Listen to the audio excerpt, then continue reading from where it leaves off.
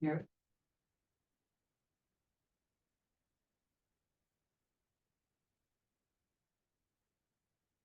Guys, I'm gonna get you guys started here with Matthew St. John. And here we go. Hi, welcome, Matthew.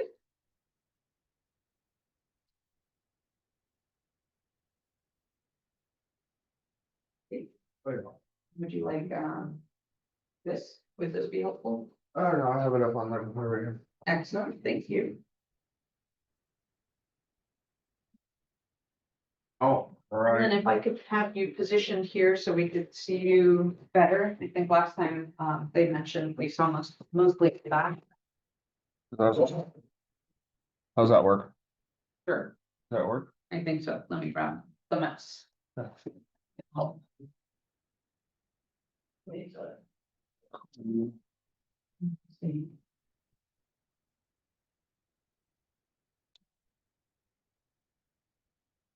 Oh, it's probably still gonna be rough because of weather. I see it. Rough.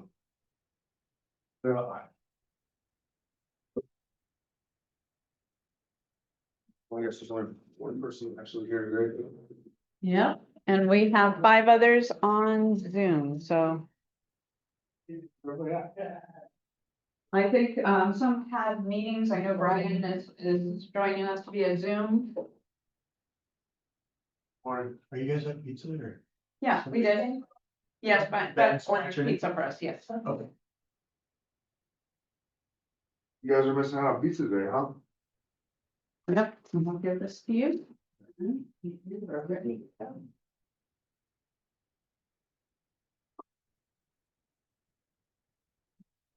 All right. So guys, first off, how's everybody doing this morning? You guys awake? More awake than me, probably. A little bit behind today. I'm busy. They're online. So it's Luke, Cameron, and Aaron. Where? Oh, okay, and then Tara, and then was it Toby? I don't know if his name. Okay. Toby's still at his place onboarding, so he's not with me right now. Sounds good. Can you guys hear me all right though? Yeah, I can hear you just fine. All right, so all your normal stuff, CCTA, you guys have been over CCTA stuff before, correct? You know what it is? You know what it includes? Okay, just to make sure you guys, again, know, all commissions. Split stop, all commissions are fully negotiable at all times. And there's ways you can speak to that, and I'm sure you guys have talked about that in other classes, and if you haven't, there's other classes coming up. Okay. All right, so. Working with buyers and sellers. Working with buyers and sellers. Well, they need to have a sense of service. When it comes to working with buyers and sellers. But, in that. I'd like to hear what you guys define. Service as, Ariane, how would you define service from your perspective? I guess the main goal of service is knowing what your client needs, asking many questions, and then doing your best to meet those expectations. Okay. What do you think, Luke? I would say it's getting them what they want without, sacrificing who you are. By Okay. risking your own license to get them what they want. Okay. What do you think, Cameron? So a sense of service.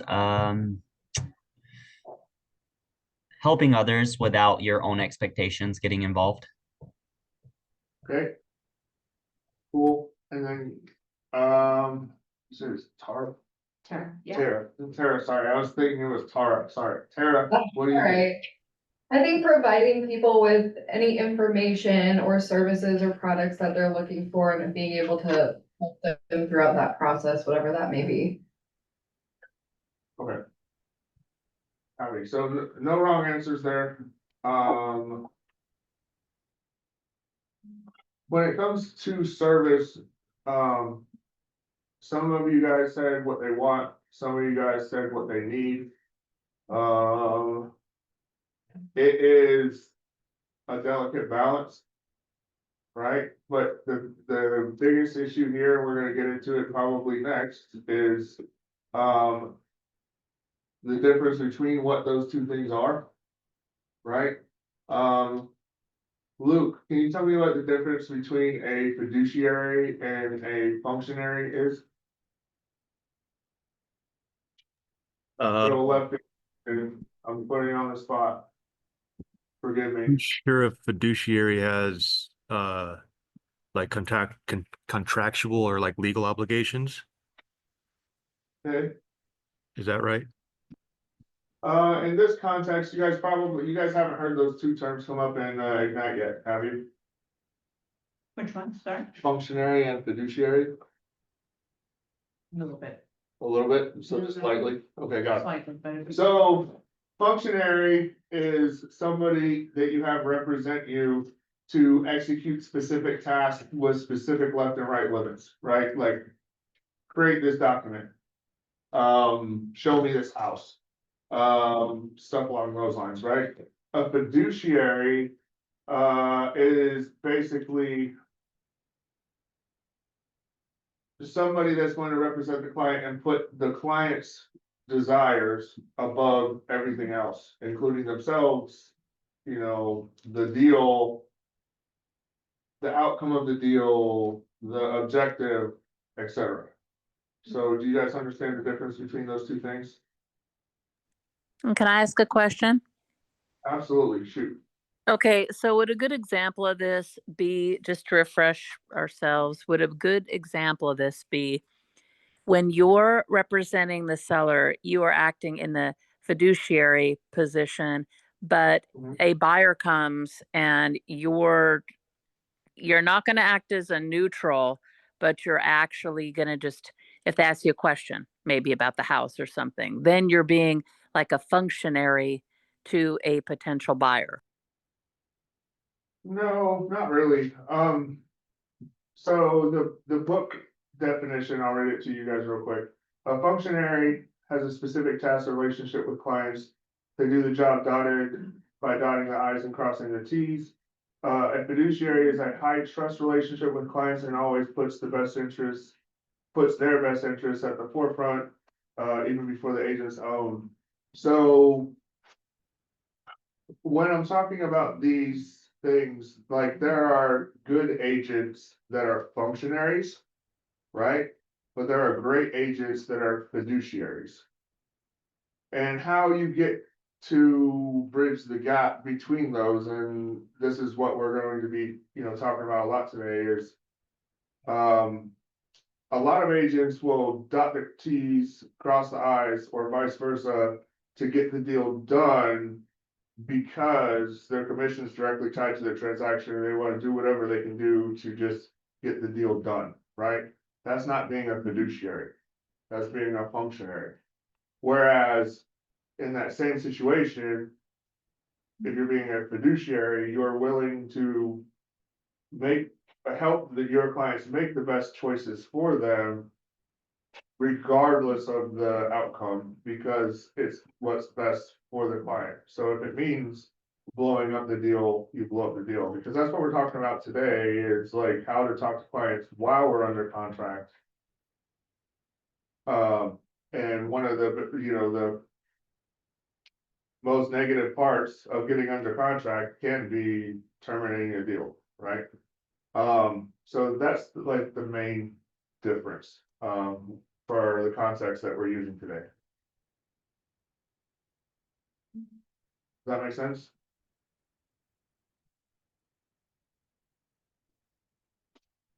Yes? Yeah, makes sense. Alright. So. So 3 levels of service, you have 3 levels of service. I think I skipped ahead a little bit, but. We've talked about the other ones, the purpose, the value proposition, and the fiduciary, we talked about those previously, we talked about them in the class that I taught last week.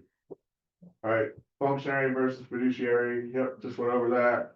Alright, so dual agency, when the agent represents both the buyer and the seller, Sharon was talking to you guys a little bit about that earlier.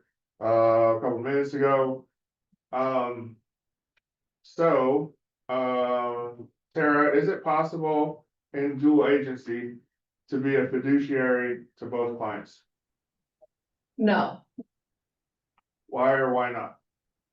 Well, I suppose you can't work in the best interest, I mean, maybe, I guess you can work in the best interest of both clients, but at some point, like say a termination is coming, you're gonna have to work.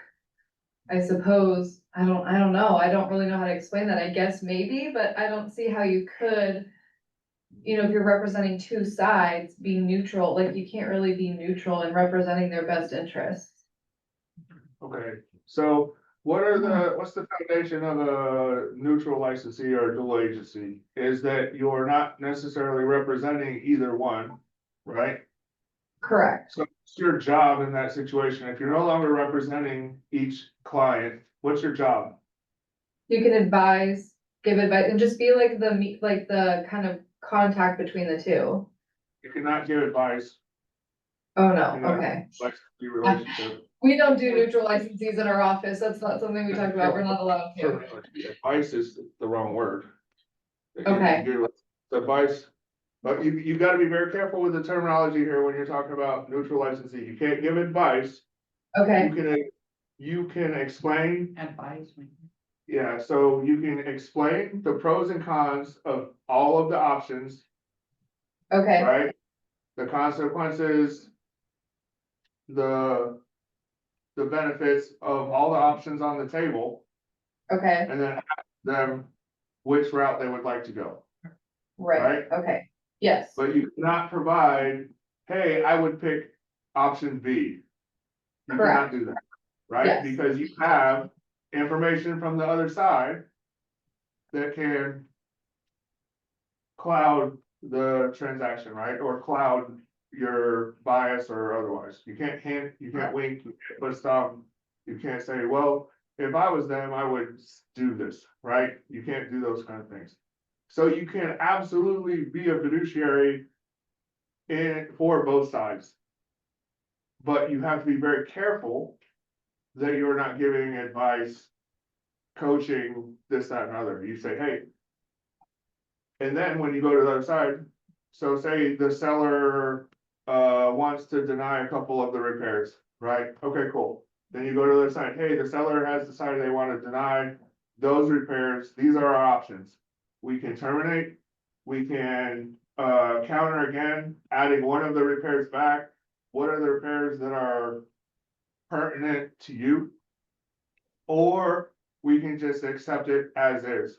Now, if we accept it as is, here are the pros, here are the cons. So the roof that you said you want to replace, that they're not gonna replace, is 20 years old, it's got 10 years of life left on it.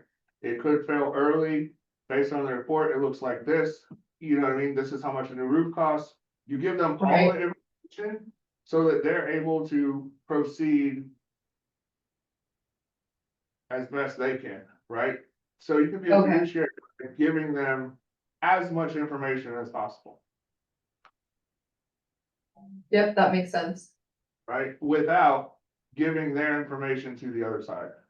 So as soon as you Correct, start that to advise them in the situation, instead of giving them the facts and then the pros and the cons of each choice, option A through Z. That's when your fiduciary responsibility has been, you actually forfeited your like fiduciary responsibility with the client on the other side, because you're starting to advise the first client. Does that make sense? So you're just presenting Deleting information that to remain fiduciary neutral. responsibility. Say that Okay, again? and so you're just presenting information to remain neutral and maintaining your fiduciary responsibility. To both sides at the same time, yes. Got it. Thank you. Yeah, absolutely. This is one of the touchier things when it comes to real estate that can get sticky real fast if it's done poorly. Or done with the wrong clients, because sometimes when you're looking at the situation, it may be worth referring the buyer to another agent or somebody else on the team or otherwise, so that they can represent them, so that you don't have to dual licensee the transaction, if you think that there's gonna be a client or otherwise that may be problematic, right? Or overwhelming, or accusatory, or suspicious, or otherwise. You may wanna refer it out so that you can, keep the deal together. And I'd like to add to that, I would totally, as newer licensees, I would, greatly advise you not to work as a neutral licensee. As a new licensee, I would advise against it. If you are put in that position, I would refer it out to someone else until you have enough transactions under your belt to understand the process. Mhm. And then at that point, then you can explore that. And it can get really hairy and very sticky very quickly. If you're just learning and you're managing a transaction between both clients. And I will add this as well. If it's a new buyer, like they're first time home buyers, I typically, and this is my business practice, maybe Matthew does things differently, but my business practice is if they're first time home buyers, I want them to have hand holding and be represented specifically by someone who can advise them along the way. I do not recommend working as a neutral licensee with first-time home buyers. And that's just my 2 cents. Matt, do you have anything to add to that? No, I would say that you would probably, if you wanted, some people like numbers, if you would wanna put a number on something, I would do at least 10 buyers and 10 sellers before I started to do any kind of neutral licensee type stuff. That's probably a reasonable amount so that you are comfortable with how the transactions go on both sides and you're able to speak to the pros and the cons in an efficient, concise manner. And you're able to predict outcomes based off of decisions, because that's a big part of neutral licensee is saying, hey, look, this choice will have this impact and this potential outcome, right? So that you're able to communicate that to them. And if you don't have a bunch of reps under your belt, you're not gonna be able to do that.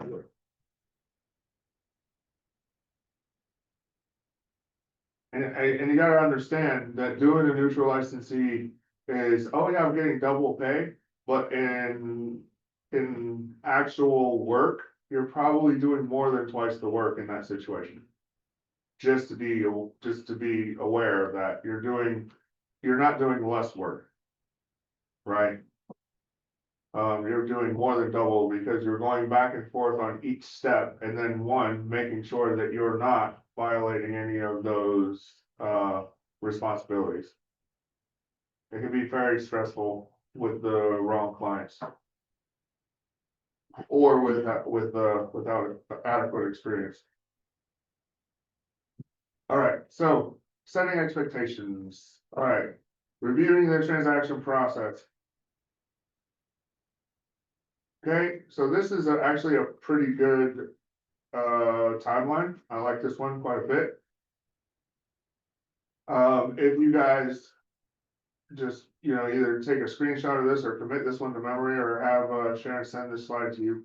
This will actually help you when you're going through to do your listing appointments or your buyer strategy sessions, whatever you want to call them. Because this is things that most buyers and sellers are not aware of, and timeline is one of the biggest topics when you're doing those strategy sessions.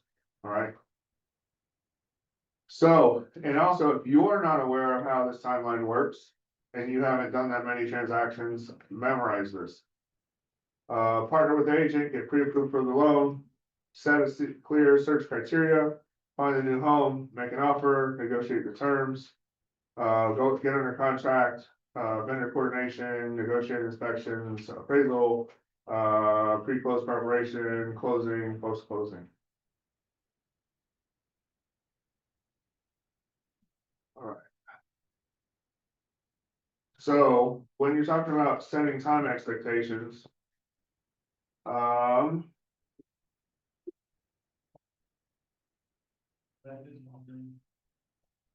How many people know what the average time on market is for homes in Anchorage right now?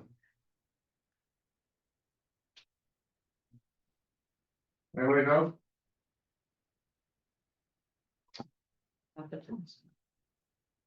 Well, there's an overall average time on market. Does anybody know where to find that information? I'm pulling up the TMO report right now. Well, the TMO is one way, but you can find it for yourself, where they're updating it monthly and you're not waiting for somebody to send you an email. I know you can find it on Flex. Go ahead, I know you can find it on Flex MLS. or alaskarealestate.com. It's the MLS site that gathers all the data from MLS directly and provides the reports. So that's a big help. Have you guys gone there at all? Alright. Okay, we're gonna go there real quick. Oh.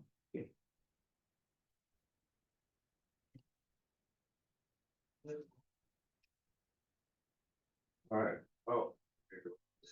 Over here. So if you go here, the login information is the exact same.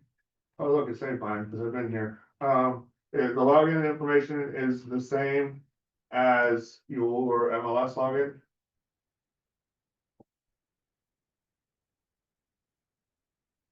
Play ball.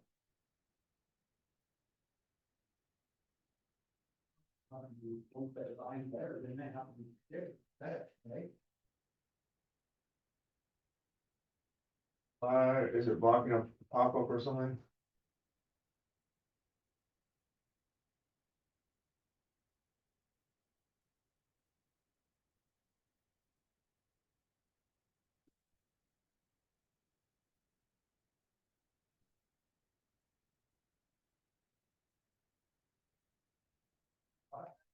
I don't think they captured your first keystroke, so take a look just real quick.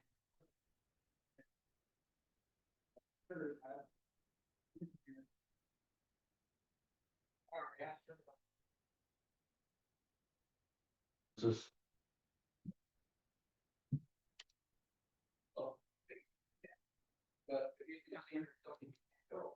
Give you mine. Yeah, if you don't mind. I might do it to you too. No, here.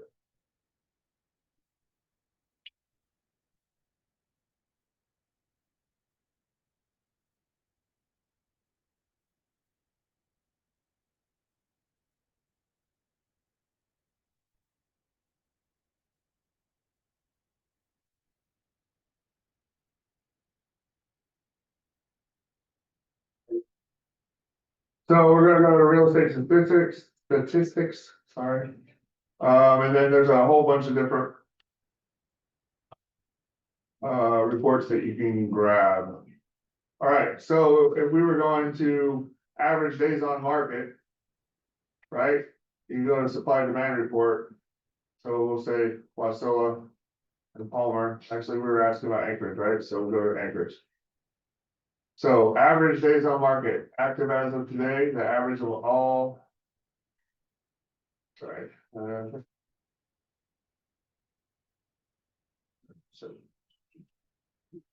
Oh, this is nowhere.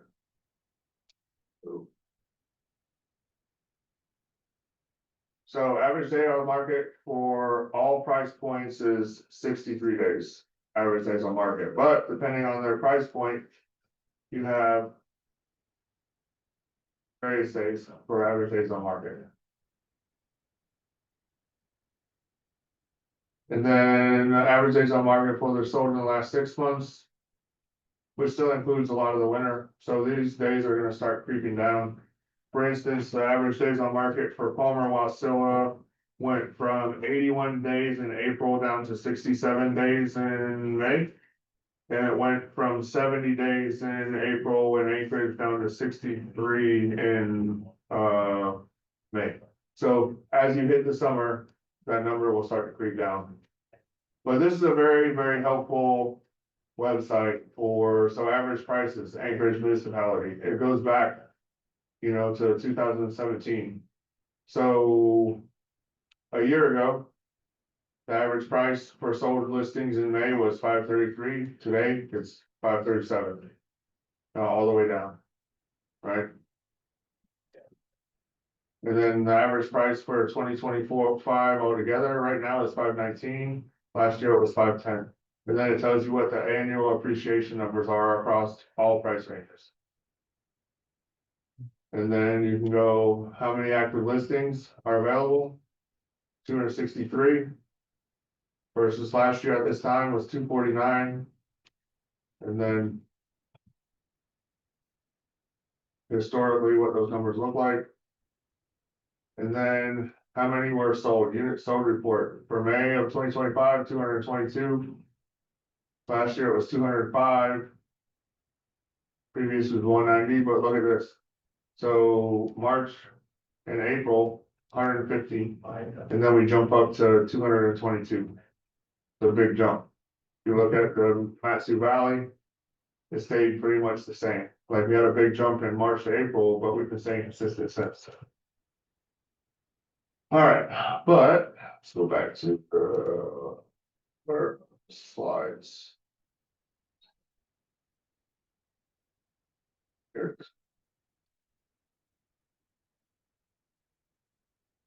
All right, so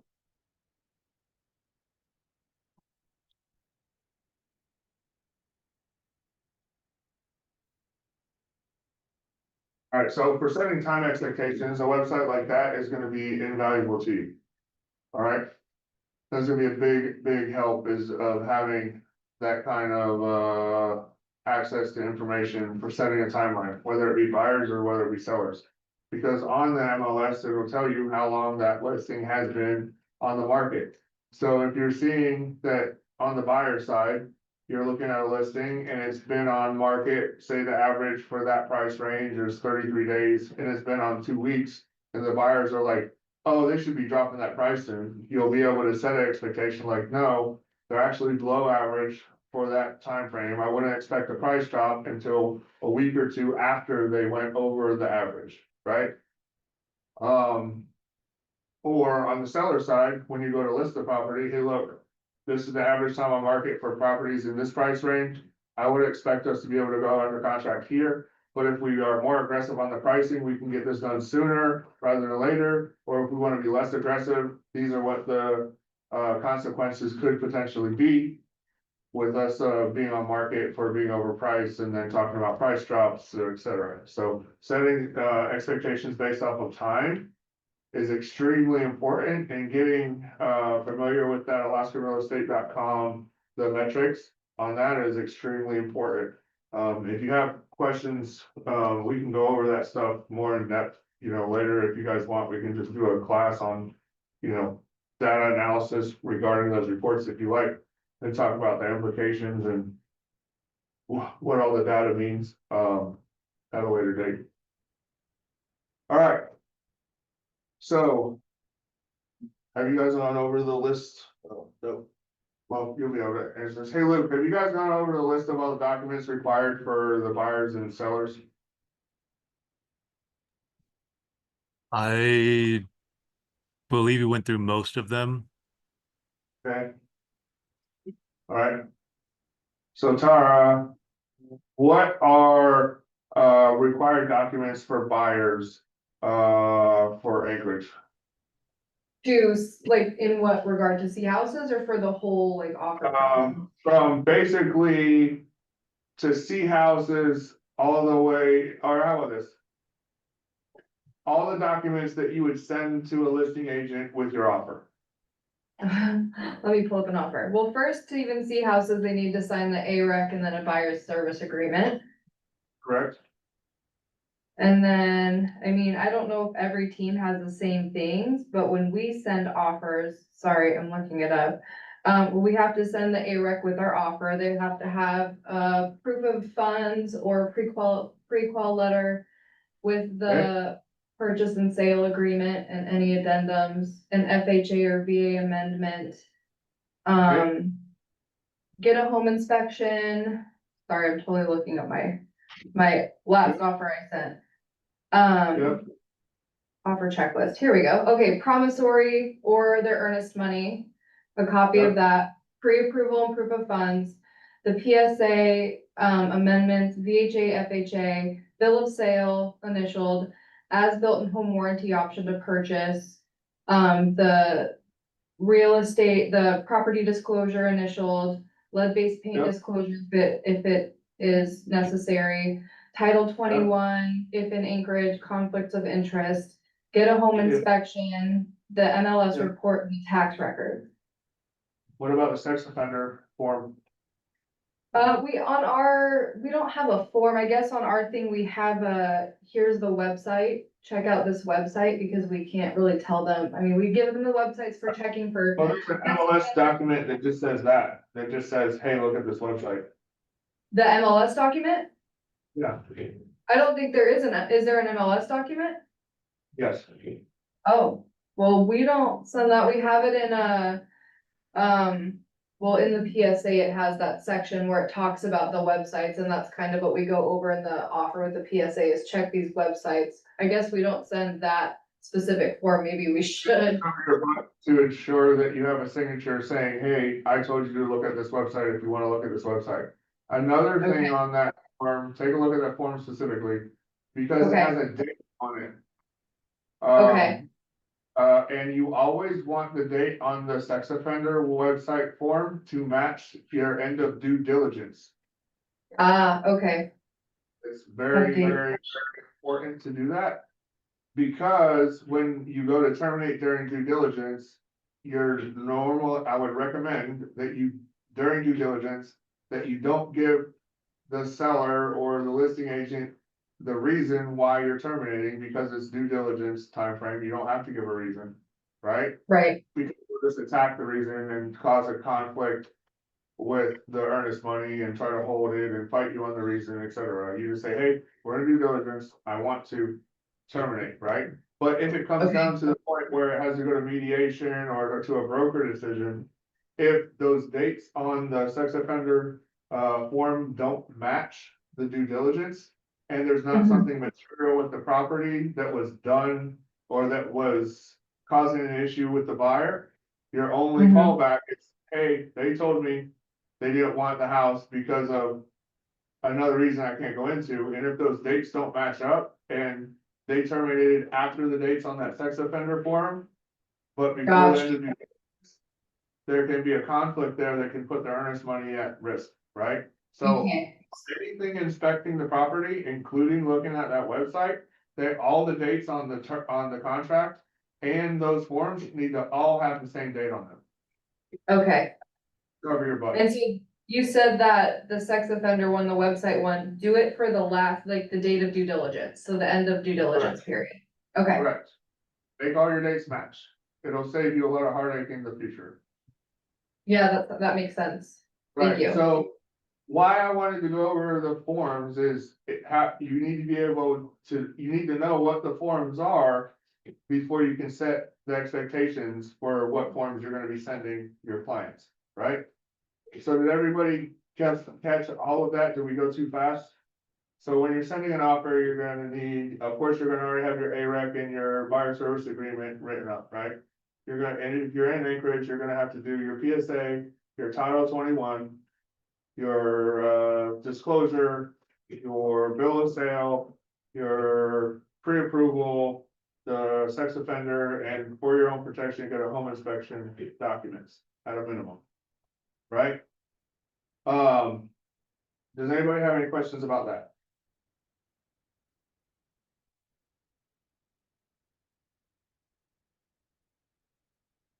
if you're doing a FHA VA loan, what is that FHA VA amendatory clause for? What does that form talk about? Anybody know? Has anybody done one yet?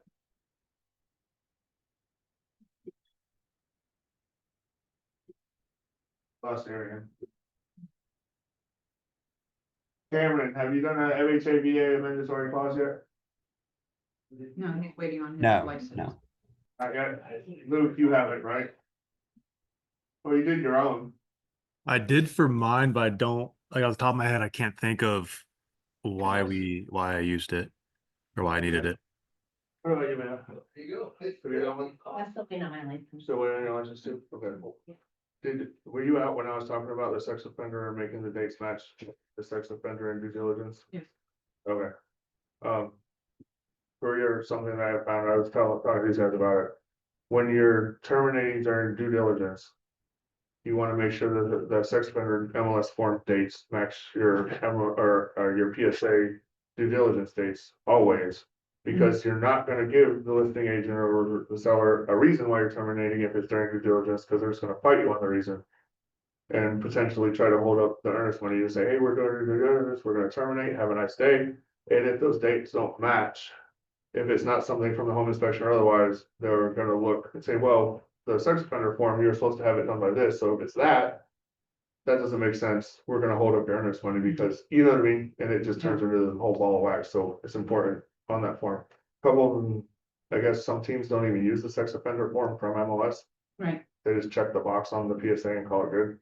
yeah, Yeah. and because then during the, and I'm glad you bring that up because everyone has their own practice. Right, And if you're not using the sex offender form, then, how are you verifying it? well, it's part of like that disclosure paragraph. Mhm.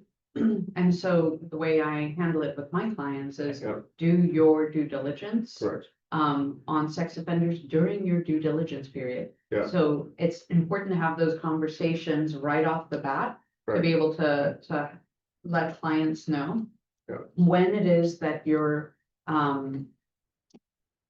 to let them know the different steps of the Inspection contract. process? And yeah, the whole, especially with buyers, Mhm. when we're talking about buyers, like, okay. These are the major milestones of our contract. And if anything changes or you have any concerns regarding the physical condition of the property, and it includes sex offenders. You know, Yeah, if you lose the location of the property, lose the location neighborhood. or like, talk to the neighbors. I always encourage clients to go talk to the neighbors, door knock. Yeah. But this is on the buyer's end. Right, And then certainly, if at any point they want to terminate the contract, then I just let them know. It's very important that that you research as much as possible during the due diligence period. Or if anything changes, that you communicate with me. Right. Because, the only other option too is if there's new disclosure. Yeah. New disclosure, meaning, has the condition of the property changed and was it disclosed? Then we have an opportunity there to right. potentially come to an agreement and we only After the have, due diligence. that's And after the due save the diligence. earnest money, but Yeah. that one can get real tenuous. Oh, it could, but it Yeah. clearly states that we have, X amount of time. I think it's like, 48 to 72 hours to 72 hours. Yeah, 72 hours to be able to, either negotiate or come to some clarity, or at that point, you have the ability to terminate. Right. So, yeah, no, really, really good points, and I think it's good practice to, use all the forms that you have to your ability, but some businesses choose not to. All right, so for listings, do you guys want to go over like required listing forms? Yeah, we could do a list of that now, that's Yeah. fine, if, how are we on, I think we're good on time. Yeah. So we got a couple people waiting on licenses. Luke hasn't done a listing yet. Tara, have you done a listing yet? I'm only a buyer's agent on my team. We don't do listings if we're buyer's Okay, agents. Copy. All right, so then we'll just hit them real quick. So. You're gonna have your AREC, of course, right? Everybody else has to have an AREC. You're gonna have your, listing contract. Right? And depending on what options you select on your listing contract depends on the additional forms that you need to fill out when you're going on and taking a listing. If you select that it is gonna be a non-MLS listing, like say you're representing both the buyer and the seller and they're buddies and they just want you to execute the deal and they don't want it to be listed live on MLS, you click the non-MLS block and then you have a non-MLS listing paperwork that you have to submit to MLS. If you're gonna be taking the listing live, you have, is it now 72 hours, I think? Or it's I think 24? it's less, I thought it was 24. 24 hours. Yeah. So once you get the listing signed, you have 24 hours to get it into coming soon status on MLS.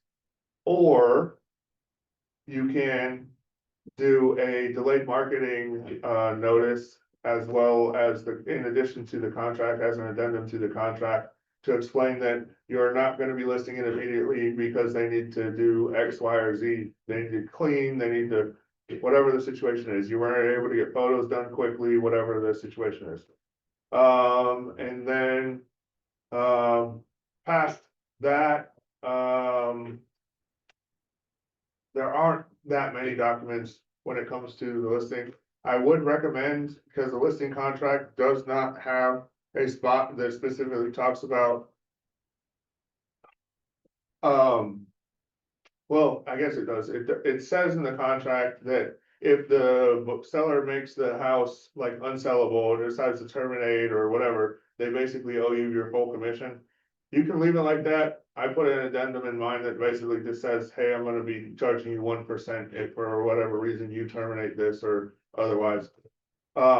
Because the chances of you getting a full amount of commission from somebody, pulling their house off the market or making it unsellable or otherwise is pretty low. So I try to make it somewhat attainable so that I can just amicably move forward instead of turning it into some kind of litigious thing.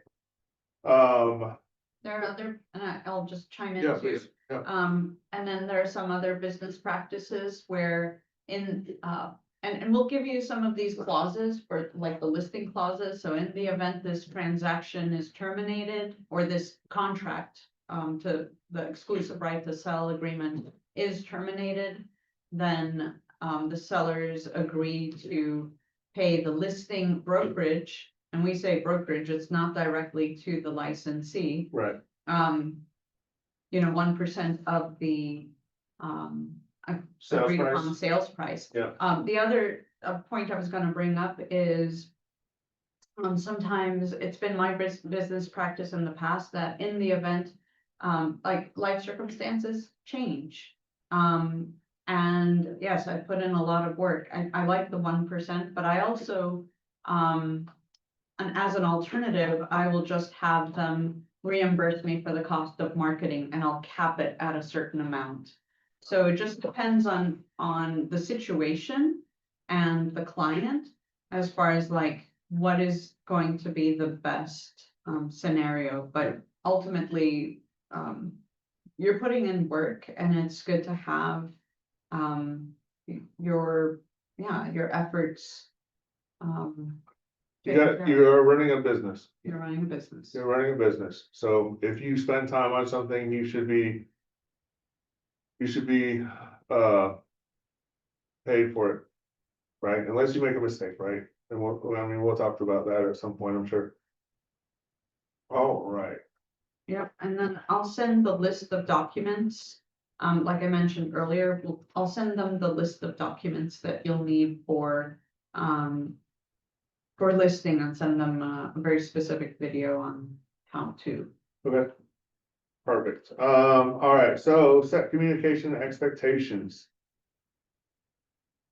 Hopefully, you set this communication expectation conversation during or prior to signing the listing or prior to signing the buyer service agreement. And you've been developing it from there. I would say that once you have the buyers under contract or your listing under contract, that's probably too late to set any kind of expectation regarding communication. Unless you needed a reset at some point because something blew up in your face. But for the sake of argument,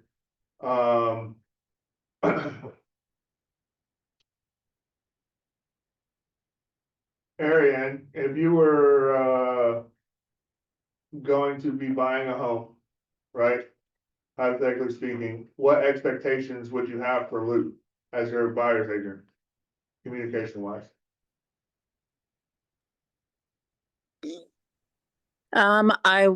Whenever I try to reach out to him, I'd like him to answer me back right away. If he can't, at least tell me, hey, I'll be with you shortly. That's a big deal to me, like communication.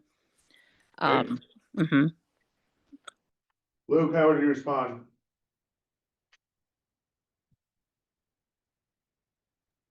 Sorry, to her asking me a question. Right, so her expectation is that if you don't have time to talk to her right then, that you let her know that you don't have time to talk to her right then. Yeah, like if she called, and let's say I was in a meeting or driving her in the middle of something, at least send a text at the minimum right away. Say, hey, like I have something, or I'm in a meeting, I will get back to you as soon as possible.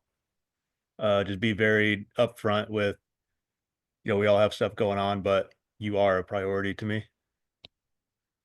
Okay, Kara, as a buyer, what expectations would you have of Cameron regarding communication?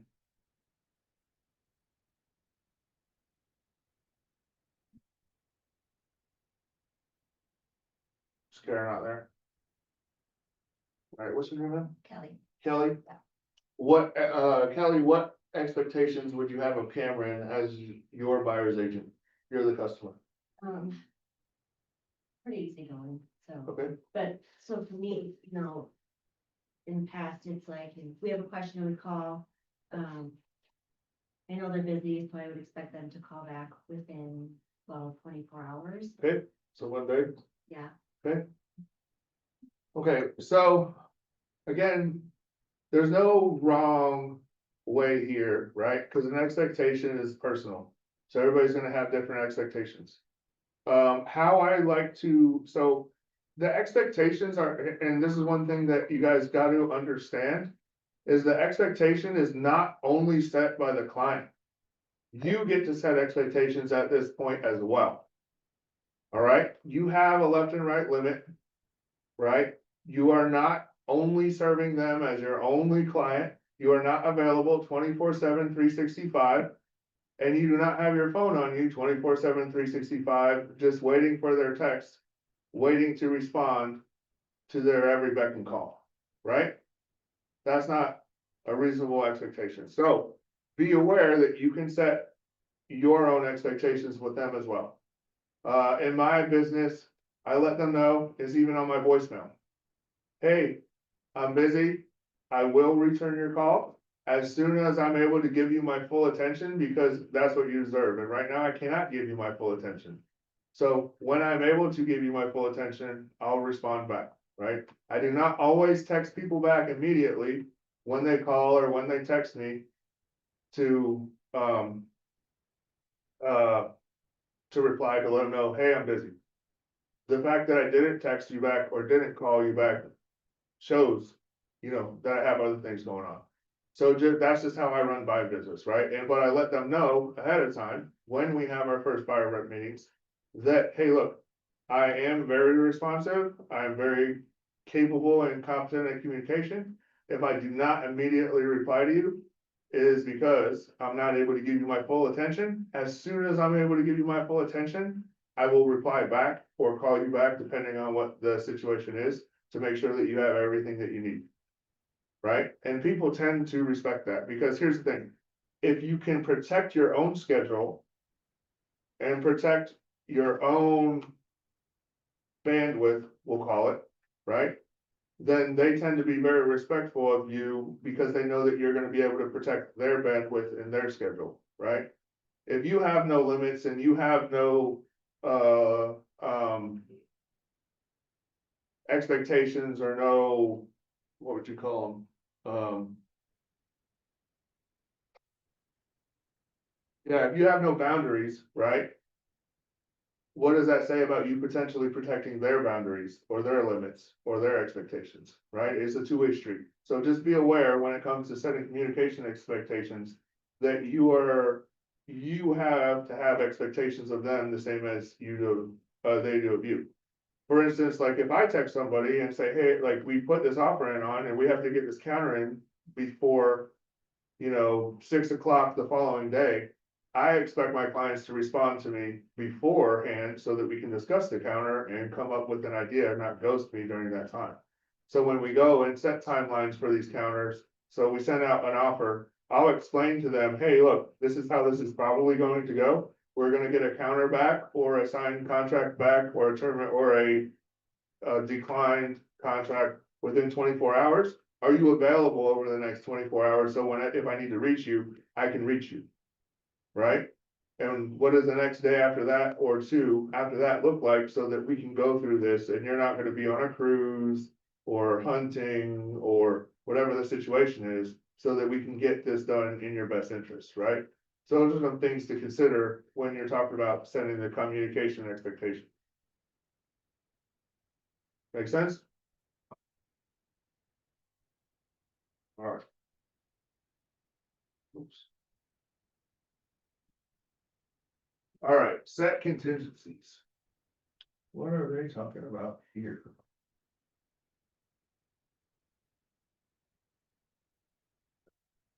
Oh, yeah, okay. So, based off what I said before, say they are going hunting, whatever the situation is, but they have that perfect house. You need to have a plan in place to be able to help them, whether it be a power of attorney for the wife.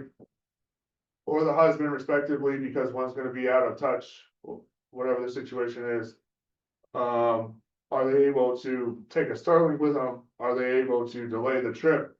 Whatever the situation is, have those conversations ahead of time. So that if the right house comes up and they're not gonna be available, we have a plan B in place. All right, so set up-to-date market expectations. So that goes back to that AlaskaRealEstate.com that we talked to you about before. Getting to learn that data off of that site is very helpful.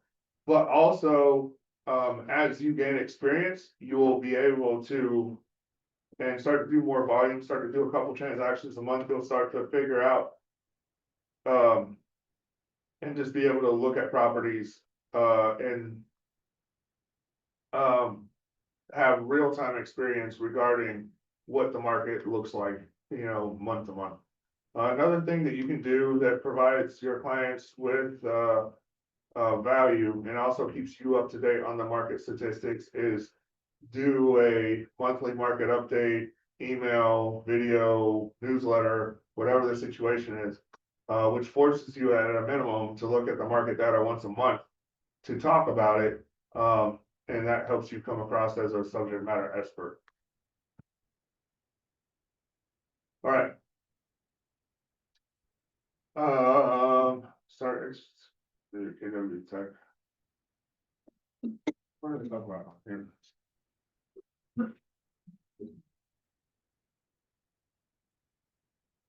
Others talk about the app. Yeah, I mean, get into your command. You guys have done some stuff with the command already Yes. with, They know how to access their, the seller guides and how to personalize it, so that's Okay. what we touched on. cool. Yeah, I mean, when it comes down to it, you can do email campaigns. You can send that newsletter out through command if you want, or whatever your CRM of choice is. We can get more into that. All right. And once you're in the transaction, you can also send market updates. From your custom checklist and smart plans. Yep. All right, so 3 steps to gaining referrals. All right.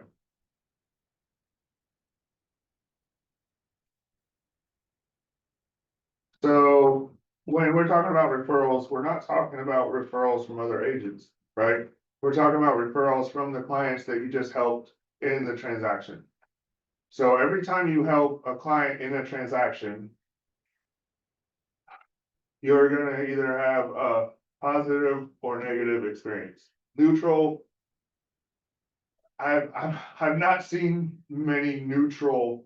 Neutral, I would just say is bad. It's just a less bad experience. Does that make sense? Like if you have a neutral experience with somebody that's supposed to provide a high level of service to you, I would say that that is just a less bad interaction, but it's still bad, right? So you're either good or you're bad. If I got a 3-star review on something, I would consider that bad. Does that make sense? So if your purchasing or selling experience exceeded your expectations, would you be so kind as to give me a brief review? I'd also like your permission to use this in my advertising marketing. When you're establishing all those expectations that we just went through, like set the communication expectations, the consistency expectations, the market expectations, the timeline expectations, the document expectations, and when we're just setting expectations in general, this should lead up to the point where this is a no-brainer, right? Because we talked about all the expectations, we met or exceeded all the expectations, so we should have keyed ourselves up or teed ourselves up for a 5-star regardless, right? Seller reviews, buyer reviews, client reviews in general are invaluable. When you go to a restaurant in a new place, how many of you guys look at like restaurants and then in the city and then start filtering them by average reviews? Is that a common thing that you guys do? Kara, Toby, Marianne, Sharon, Yeah, I do. Kelly, Luke, chime in. How many of you Yes. do not do this? I only want to hear from you if you do not do it that way. Does anybody not do it that way? So everybody does it that way. I'm sorry, could you say it again? You kind of broke out. I didn't hear what you said. Okay, when you're going to a new place and you're looking for somewhere to eat, you go onto Google and you type in like restaurants near me, right? And then you filter them by average review. Yeah, I'm looking at reviews all the time. Even before I buy something off Amazon, a lot of times I'll do it Right. because of reviews. Right. So would you agree that the same thing happens in real estate? Yes, absolutely. All right, so if you're meeting the expectations or exceeding the expectations that you've set 7 or 8 different times during the transaction, you should have teed yourself up to get your 5-star review with some flowery language below it from your clients about how much they love working with you, right? You shouldn't have to talk them into it at the end of the transaction. It should be automatic. But it's not, you have to ask for it every single time, right? So at the closing table, like I'll send them, I send a request for reviews twice during the transaction. So the most stressful part of the transaction in most cases is repair negotiations, right? Because you're already under contract, you just got the home inspected, maybe it had more or less stuff on it than you thought, but you still don't know what the other side's gonna say, right? And if you're on the buyer side, you're hoping that the sellers are gonna be cool with the things that you are asking for, because maybe you're thinking, well, I'm not asking for a lot, hopefully they just sign it and we can move forward. If you're on the seller side, you just got the home inspection, you're like, hopefully the buyer doesn't just copy and paste the whole inspection and send it to me as a repair request, because I don't have the money for that, right? So it's a very stressful time. So as soon as we get through the repair negotiations, I'll send them an email as soon as we get done with it, saying, hey, congratulations, we got through the repair process, blah, blah, blah, blah. Please leave me a review here, right? Because you just got through done, so you're a little bit relieved, right? It's a good point of interaction, right? Where you're on the upswing because you just got through repair negotiations and the transaction stayed together and you're moving forward. And then at the end, I will ask at the closing table, well, I get my TC to send an email, but hey, we've recorded, they get their keys. it's also probably the happiest point of the whole thing, right? Is if there's a seller, they got their check, if the buyer, they got their keys. And I asked for a review at that point as well. But, I mean, Sharon, what percent of people leave you reviews, do you think? Out of 10 transactions, how many leave reviews? How many leave reviews? Yeah, I say 80%. 80%? Yeah. That's really high. Yeah, it's really. Is really high. So that means she's executing at a high level for getting her reviews, from her clients. The more Sphere clients that you help with transactions, the higher that number will get, right? Because they know you have interactions with them consistently. The more leads you get that are outside your sphere, the lower that number will be, right? Because you don't interact with them very often. A lot of times they'll just see it and go, it's fine, right? I'm not a big review leaver, right? I don't leave reviews very often. But some people are, but if somebody specifically asks me to, I probably will. So do not be scared to specifically ask somebody face to face for a review. It's a big help. It's a big deal. All right.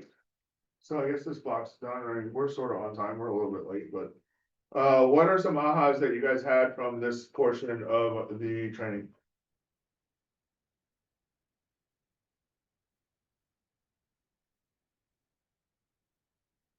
Anybody?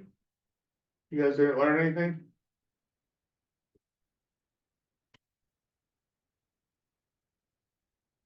I guess I didn't I, think about I that. do have a question. Is that okay right now?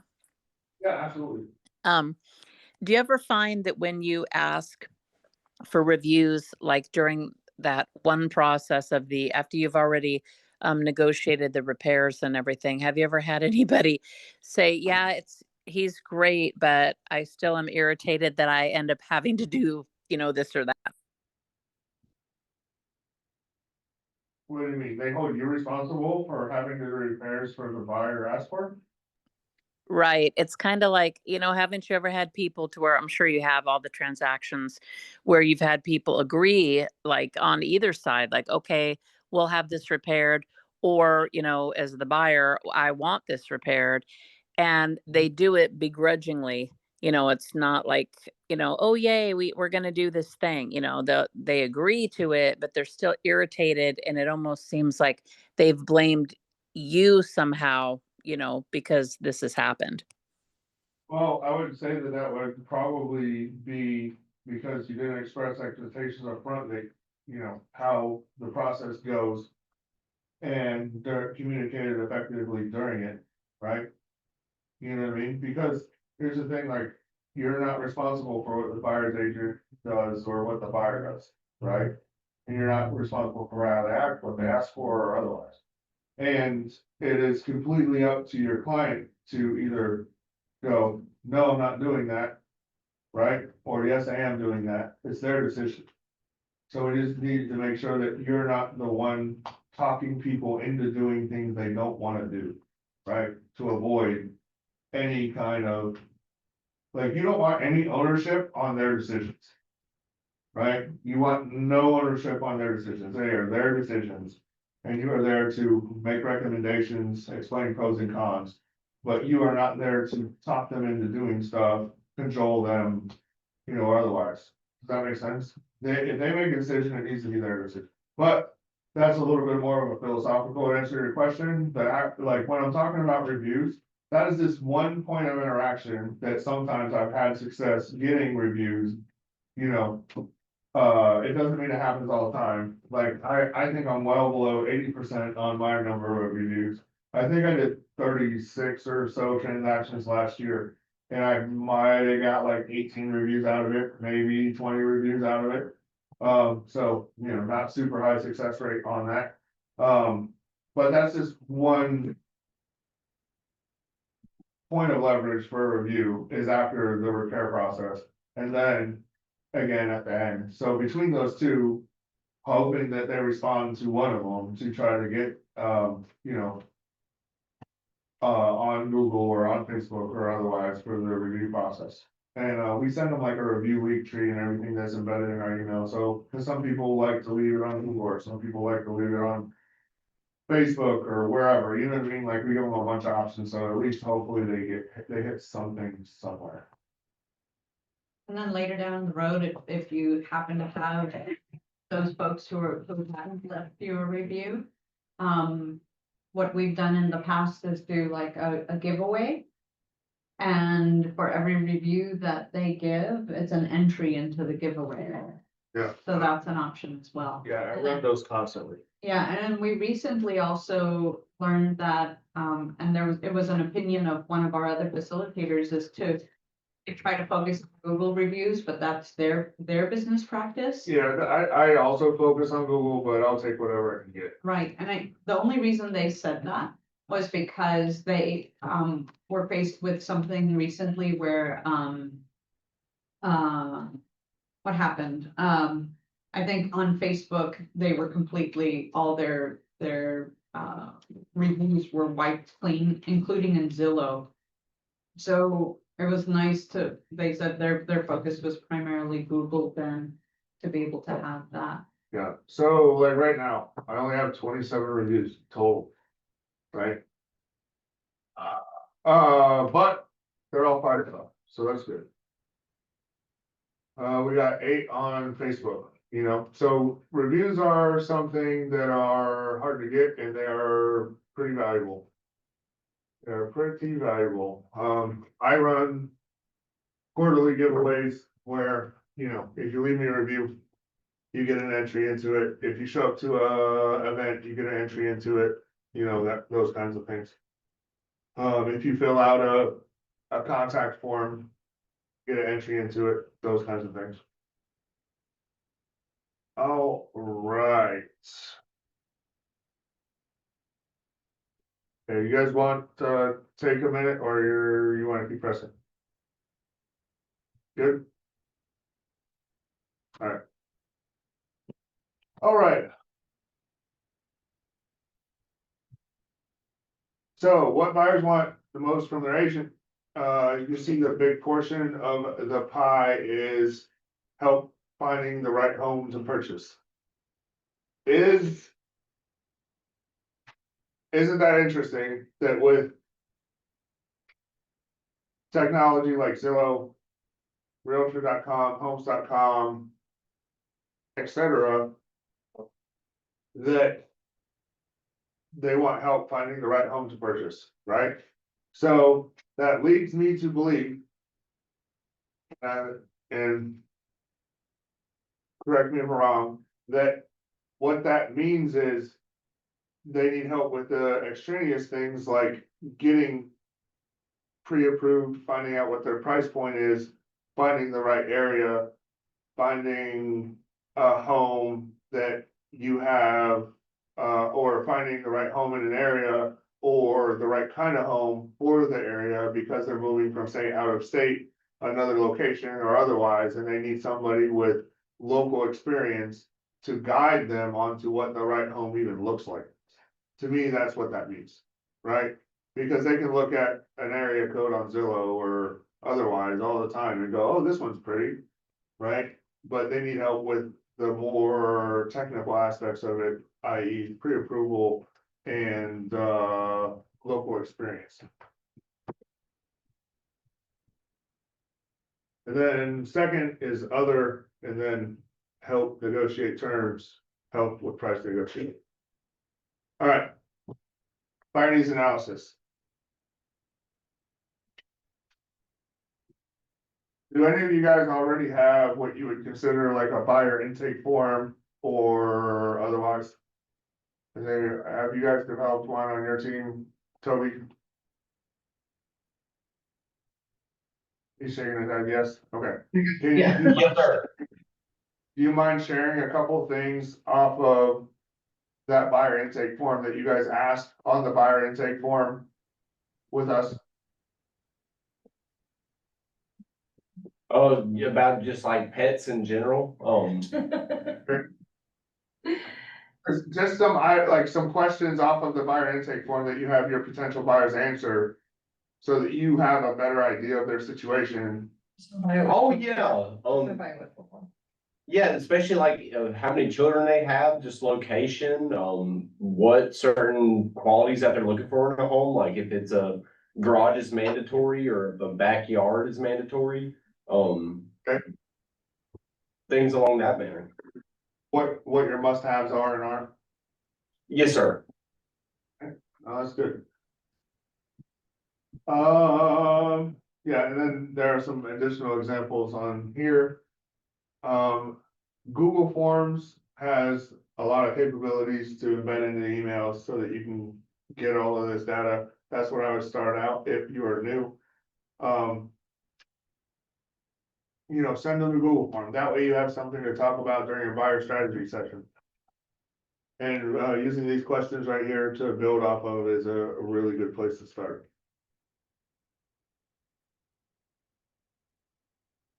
All right.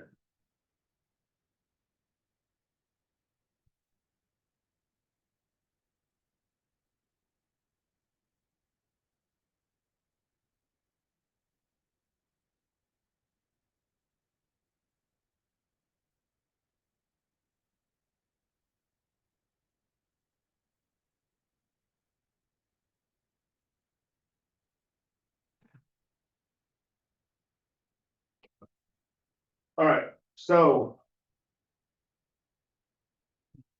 Ariane, what would you consider a tough conversation when it concerns buyers? What would be a tough conversation for you to have with them? I guess, because I haven't sold for about 2 years, Okay. I guess with these new, with the new laws and everything, but I've brought this up a few times to where I feel better about it now, but I guess at first, when we started these classes, I was concerned about asking the buyer, will you pay commissions if the seller won't? I thought, oh my gosh, I do not even want to have that conversation. Right. So how did you overcome that? I'd say because of these classes, it's helped me realize that, people that are doing it right now, they're not having a problem with that. That we're still the same for the most part, that we're going to find that the seller, at least for the most part, is still paying the commissions. And the way that actually, to be honest, I haven't even looked over the new, I guess we're calling it buyer's rep. I haven't even looked at it, the verbiage, to see how that's worded or anything. But I guess kind of just to answer the question, I'm not going to be concerned about it. I'm just going to go with it and just continue with my mindset of the way I had before. Like, I have value. And that's a big deal too, like in the AHA department of thinking, um, I have value. I bring things to the table. When your mindset starts trying to say, yeah, you haven't done this for a while, you're just really out of touch and you don't have any value. Right. So Cameron, what would you say a hard conversation would be for you with a buyer? All of them, as I haven't been through the process yet. All of them? Oh, come on. You got enough information in these classes to know where some of your friction points can or will be. You agree? Not sure about that. So for instance, like, do you have any issues talking about money? Not really, no. It's very concrete. It either is or it isn't. Okay. Do you have issues, do you think you would have issues, explaining to a client that offering that amount of money would be poorly advised because you don't think the appraisal would come in at that number, and that you'd be setting yourself up for failure in 4 weeks? No, I don't think I'd have a problem giving my advice on that, just simply because at the end of it all, it is still their decision. Right. Well, that's good. Yeah. That's a good answer. All right. good. All right. Maybe another tough conversation on the topic of listings is like, especially when sellers are like, I want this much for Mm. my home. And maybe what you come up with is a lower number. Yeah. Than what they, Well, I think we talked about that a little bit, at the class we did last week as well, when it comes to those. Well, you're the subject matter expert, right? That's why they're hiring you to do the thing. So if they're already not willing to listen to you before you go under contract with them, maybe you let them go and maybe you refer them to someone else, right? But here's the thing, you have to be able to talk about it in a way that is, able to be easily understood, right? So when, again, you're gonna get a lot of this information from the AlaskaRealEstate.com, as well as your own previous experience, and you can also use,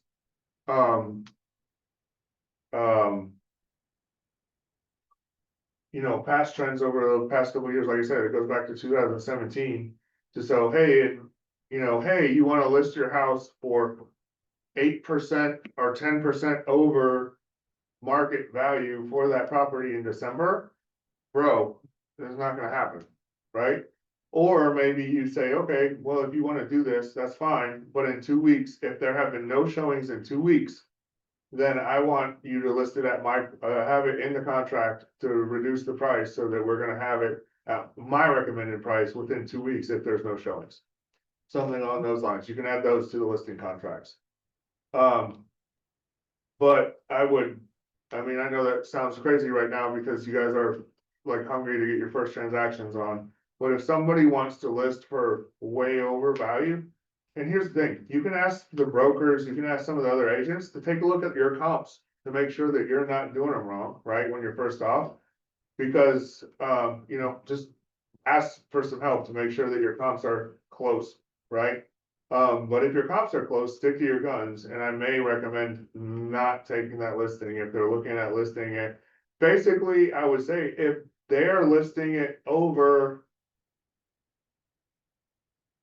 5% from your recommended price is probably safe.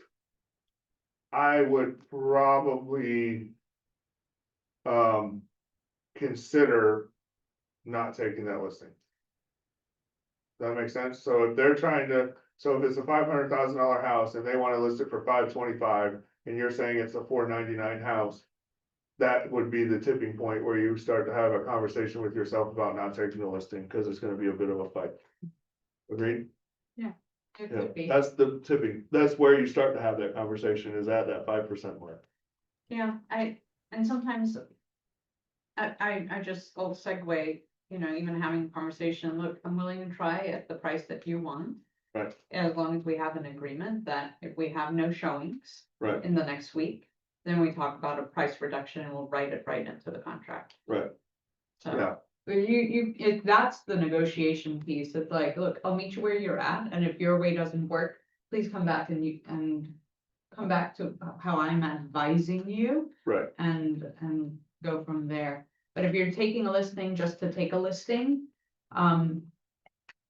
it may hurt more and it may hurt that listing and your seller in the long run. They won't be able to get potentially as much as they would. yeah, 100%. So I even go down and I break it down on my own metadata and do my own analytics based on my listings, on the listings that have been. I mean, we're getting a little off topic, but, for like my listings that have gone or asked for over 5% more than what I recommended, they ended up taking 8% less than what I recommended. Whereas the people that take or list for my recommended price normally end up making about 1.5% more than my recommended price. Right? So as long as you're able to talk in a data-driven way, right, and provide your resources, I haven't had that much issues with sellers trying to like one up me on pricing and be argumentative on pricing. Cause you can't really argue with numbers, right? Numbers don't care. I have a So I question. try that area. Go ahead. Sorry to ahead. interrupt you before you finish. Okay. Yep. What do you say, like, what is your verbiage when you have, this used to happen to me a lot, where I'd have a buyer that would say, oh yeah, okay, I know I'm only pre-approved for 300, but I found this house I want to look at that's 360. And I think what we could do, is just maybe they'll take less. You never know. Okay. Anybody else wanna take that one? What do you guys think? Open question to the room. How would you handle that tough conversation in a fiduciary type way? Not as a functionary.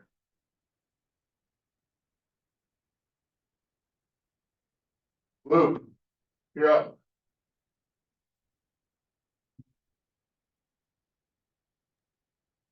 Yeah, I'm not really sure. Not really sure? That's fine. You're not allowed to not be sure. Kelly, what do you got? I would advise against it. Okay. because, One, if they're not approved, first of all, that's a huge decrease in Okay. price.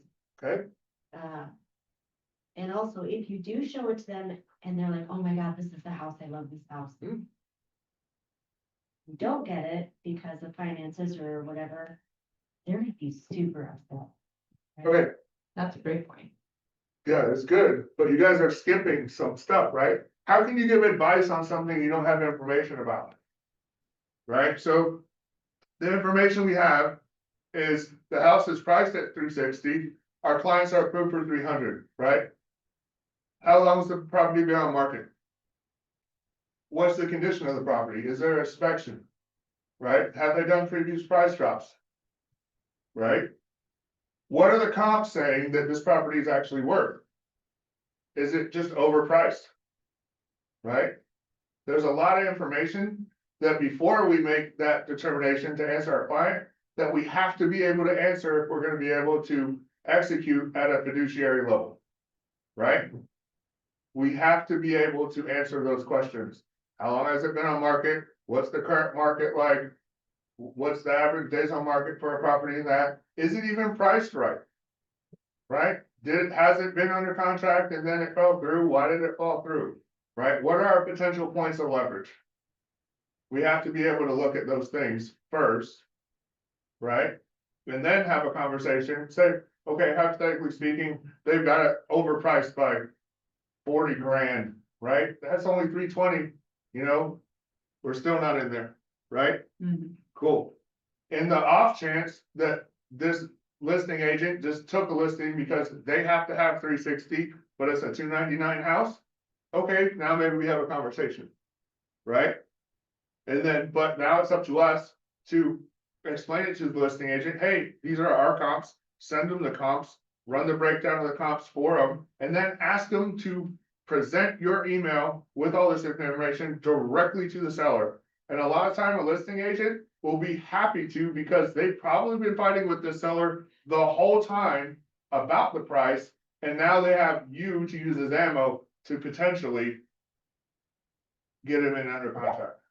So does that answer your question? Yes, thank you. As you were talking, I was remembering that a lot of times, like in one situation where it did work out was it was a relocation company and out of Mhm. state, and it was listed very high, and we got it for like 60,000 less just because they didn't realize the market. Right, correct. Yeah, they're just numbers driven. If you can quantify and communicate the numbers to them, rock and roll, let's move. All good. So, but say it is a 360 property, it's absolutely a 360 property, your clients are only a 300 buyer. Then you have the conversation, hey, look, I understand this is a perfect house, but you're pre-approved, we're capped at 300, right? Now we can start talking about co-signers on loans, if you wanna try to bump up your pre-approval weight. Do you have a parent or otherwise that you would be willing to have added onto the loan to help justify that additional amount? Then if so, let's have that conversation, let's get them pre-approved, and then I will take you out to show you the house. Because I'm not gonna just show you any old house, right? I'm not going 60K over your pre-approval to show you properties. We're not doing that. because. You know, you said that expectation of, oh, they're gonna start comparing all of the houses in the 300s to that $360,000 house, and nothing's gonna fit. Nothing's gonna work, right? You're setting yourself up for failure.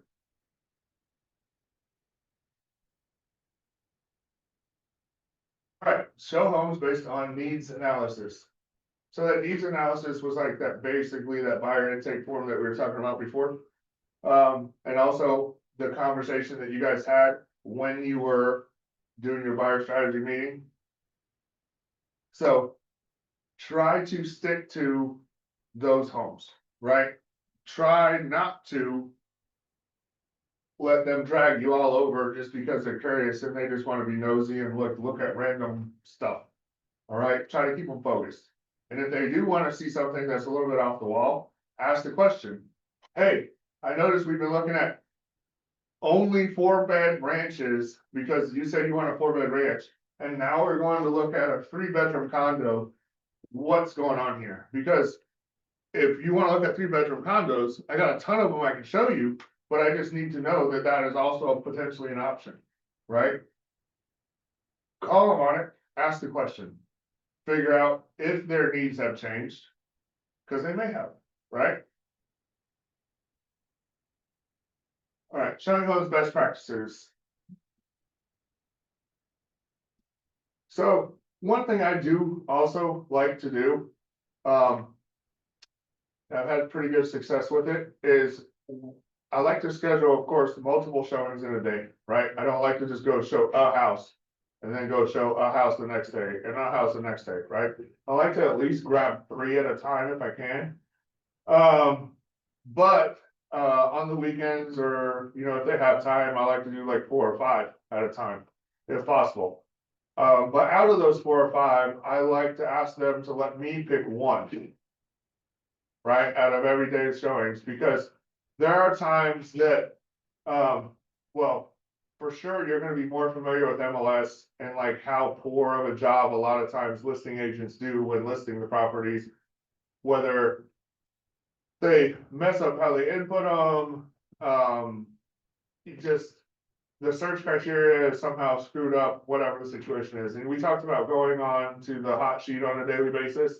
Right, on MLS, when I showed you guys on MLS how to like look up the hot sheet last week. But you're gonna be way more familiar with potential opportunities of homes that may fit, that may have gone under their radar. So what I like to do is, again, when we go out to do a day of showings, whether it's 4 or 5, I like to pick one of them and add it to the list. So maybe the last house of the day or the whatever, however it fits in, is one that I picked. Had some pretty good success with getting people into homes that they weren't even considering because for whatever reason it didn't fall into their search criteria or they missed it on Zillow or whatever the situation is. Yeah, and then when it says show only the best properties, show only the properties that are like the 90 percentile match to their needs, right? You don't want to show like 70% match homes because you know it's not going to be worth it. You want to go show them homes that they actually have the potential to putting offers on. Otherwise, you're gonna be running around in circles over Anchorage in the Valley needlessly, spending way too much time showing homes. Have the MLS listing with pricing information and key details included in the disclosures. So I bring a tablet with me that has all of this stuff on it. I used to print all this stuff out for the showings and then would carry it with me and then hand them the sheet for each house. I don't do that anymore. I just make sure that I'm taking, you know, mental notes and I'll send them the listings that they liked, you know, while I'm standing right there. I have an iPad that I, you know, just carry around and I'll kick them the data so they can look at it at their discretion. All right, so number 3, be careful about answering questions about locations. Right, just be very careful about that. The number one thing people like to ask is like, is there a lot of crime in this neighborhood? You're not allowed to say, right? You can refer them to Yeah. like the safety officer or the phone number. Correct. Yeah. Absolutely, so they Yeah. can do the research, talk to the neighbors. Yeah. Be knowledgeable about the property in the neighborhoods. Include recent comparables, answer, so here's the thing, also, this number is 5. Include recent comparable sales to answer pricing questions. I'm not running comps on houses that I'm going to show people, right? Cause when I run comps, it takes me about an hour per property to actually run comps. To get down into the nitty gritty. So if I'm going to show 5 properties, I'm not gonna spend 5 hours of homework ahead of time doing comps on 5 properties. So this one, you know, if you wanna do it as an exercise, please feel free to, but I don't run comps on a property until there's one that we're actually looking at putting an offer in. Most agents I know don't even run comps then, they just go, I think it's probably close, and then they'll write an offer for whatever the buyer wants to put, so. The fact that I even run comps for buyers seems to be a little bit out of the ordinary.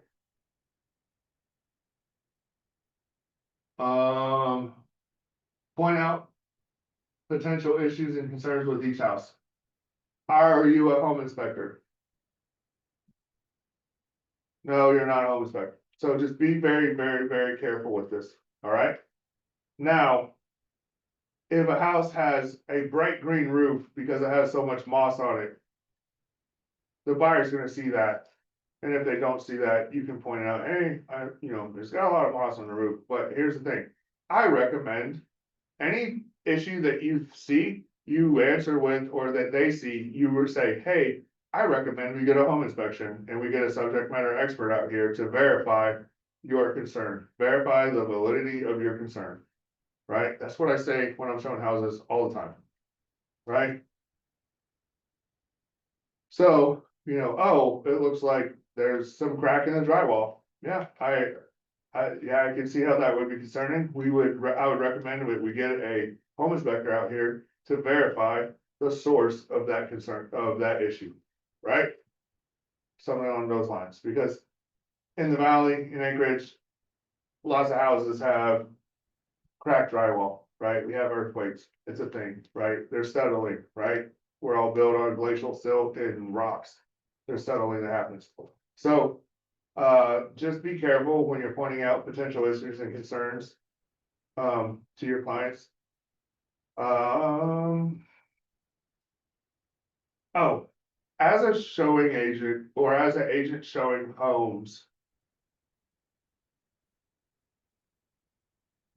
I find it much more helpful to talk as little as possible than to start going on and on about the listing, right? Like, oh, they got this and it has this aspect and it has these characteristics and on the listing it says this, and like you're giving them a tour of the home, but you're not a tour guide. Does that make sense?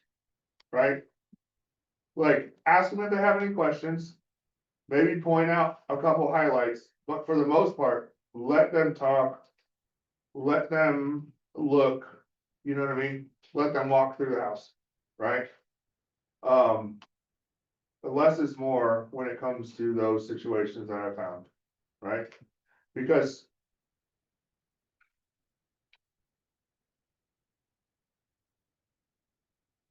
you want to see how they react, you want to see what they have to say, what questions they ask before you're able to formulate what information is going to be valuable to them. So give them the space in the room to talk, ask questions, etc., instead of just regimented going down this list of characteristics, etc.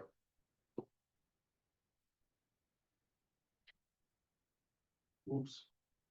Did something. There it is. All right. All right, showing homes meets agent interaction. All right.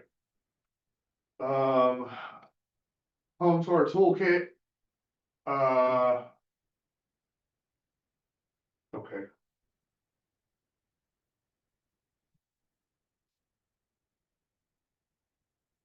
So.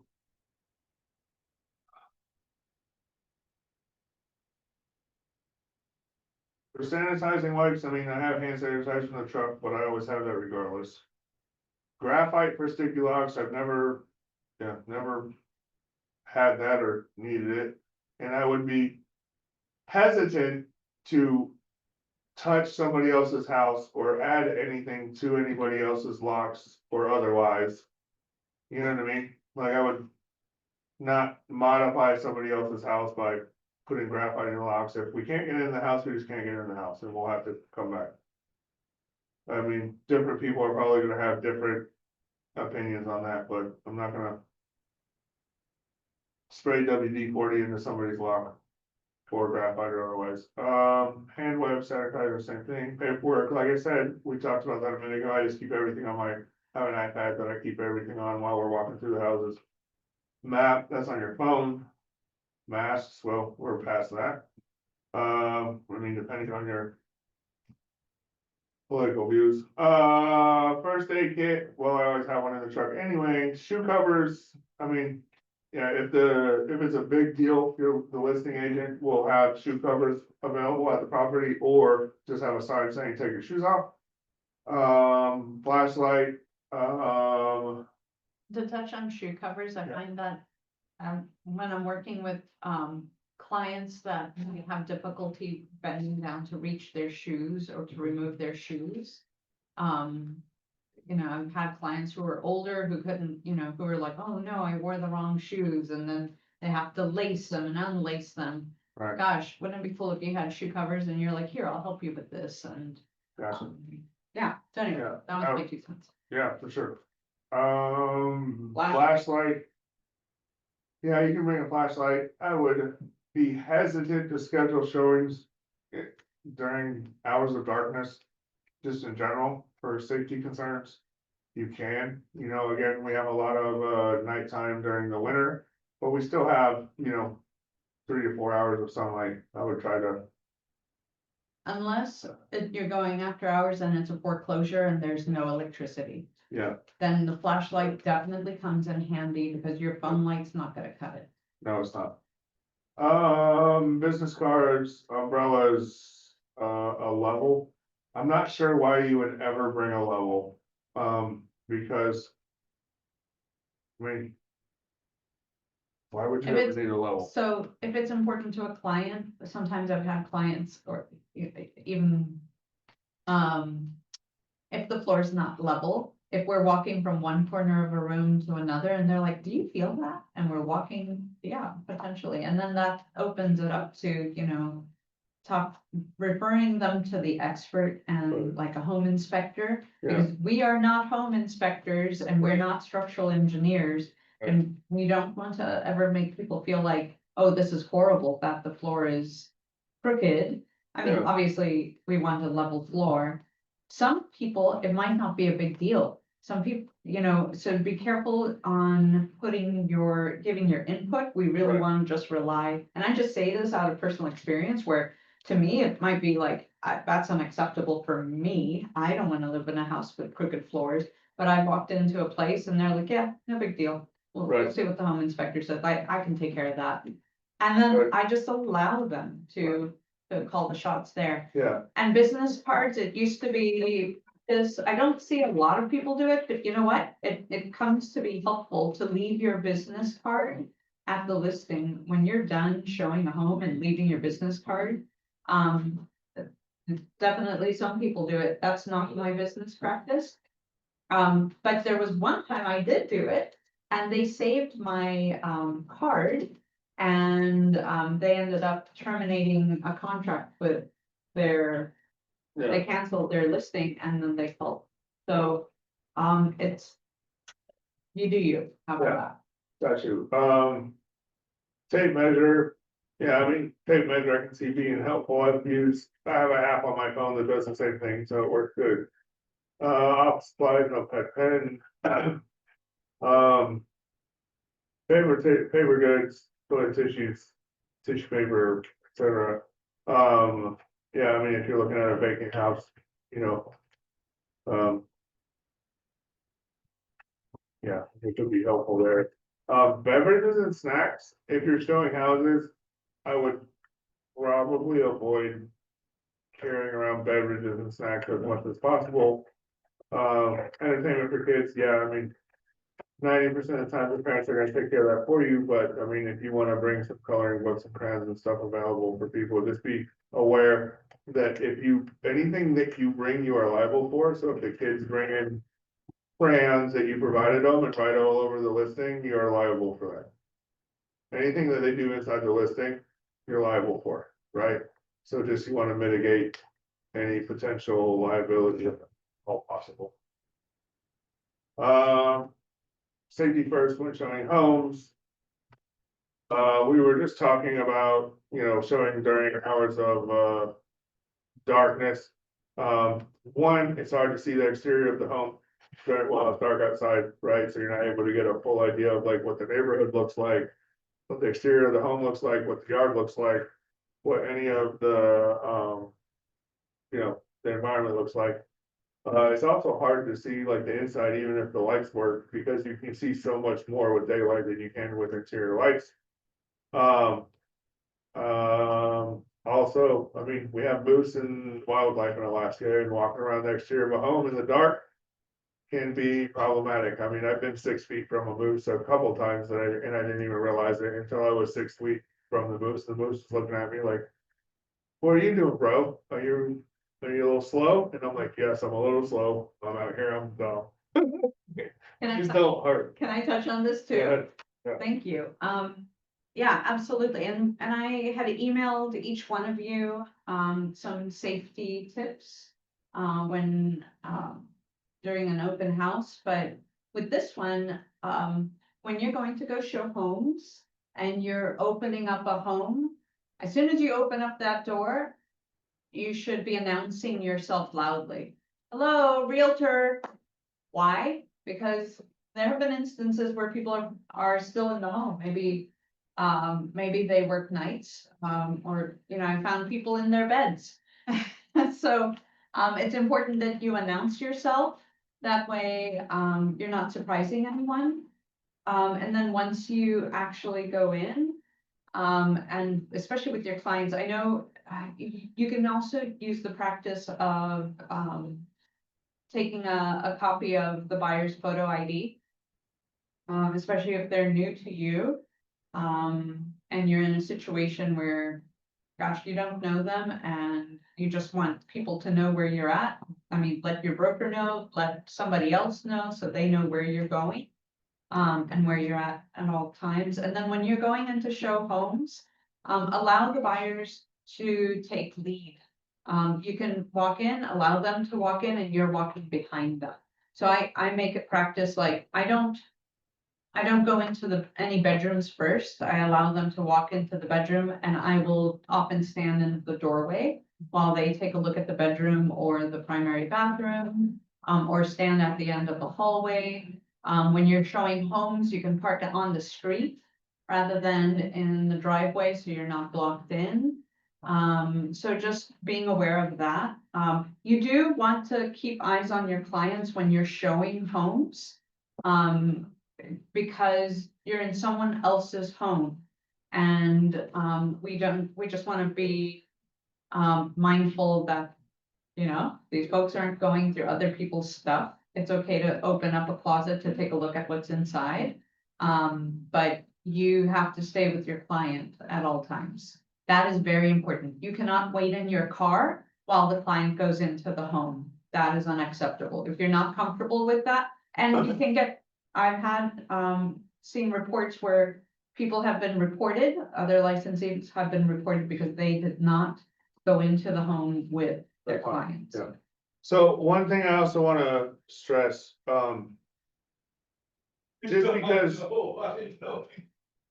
you think it's a good idea to like make your house safe for kids, doesn't mean that everybody that's selling their house is got the house prepped appropriately, whether it be firearms, chemicals, knives, tools, pets, etc.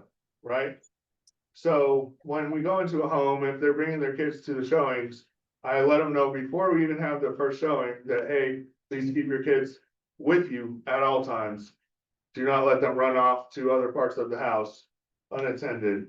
I will terminate the showings if I see that, you know what I mean? Like, because I'm not willing to take the liability of, seller not putting his guns away or not putting his chemicals away, whatever the situation is, or having a pet in a room we didn't know about and the kid gets bit, you know, whatever the situation is. Those are all possibilities that you need to be aware of, that you need to be able to account for, because again, anything that happens inside the house, you're liable for. So you want to make sure that you're setting yourself up for success in that situation. Did I hear somebody have a question?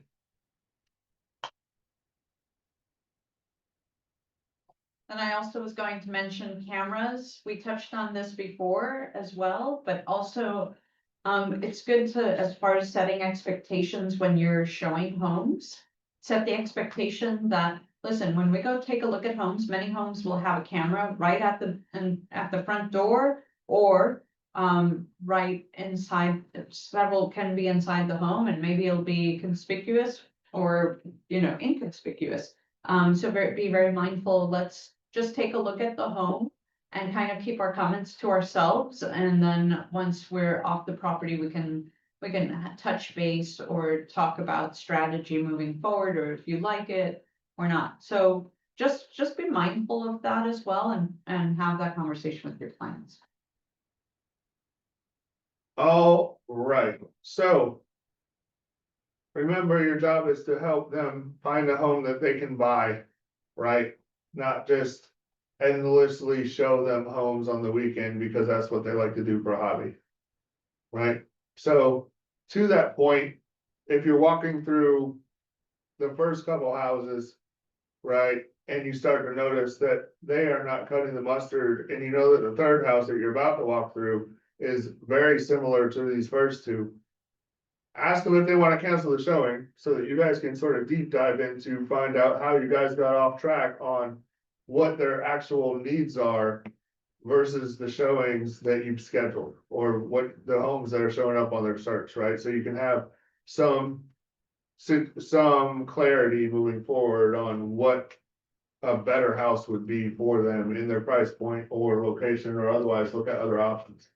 I've canceled, you know, I was supposed to show like 6 houses and I canceled 4 of them. And then we just went and sat down at a coffee shop for an hour and went over the MLS together to find suitable alternatives so that the next day we had a higher chance of success. All right, be willing to do that. The more interaction you have with the clients, the more you're going to be able to pick up on their subconscious and communication, as well as their body language. And, you know, you drive up to a spot. I can tell most of the time with my clients, as soon as we pull up into the driveway, whether or not they're gonna like the house or not. Right? So, the more experience you get, the more you'll be able to do that, and the more efficient you'll be able to do. And the more efficient you'll be able to be.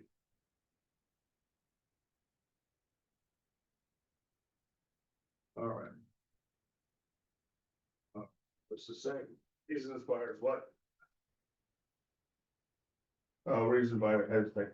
All right, reasons buyers hesitate, they're afraid to commit.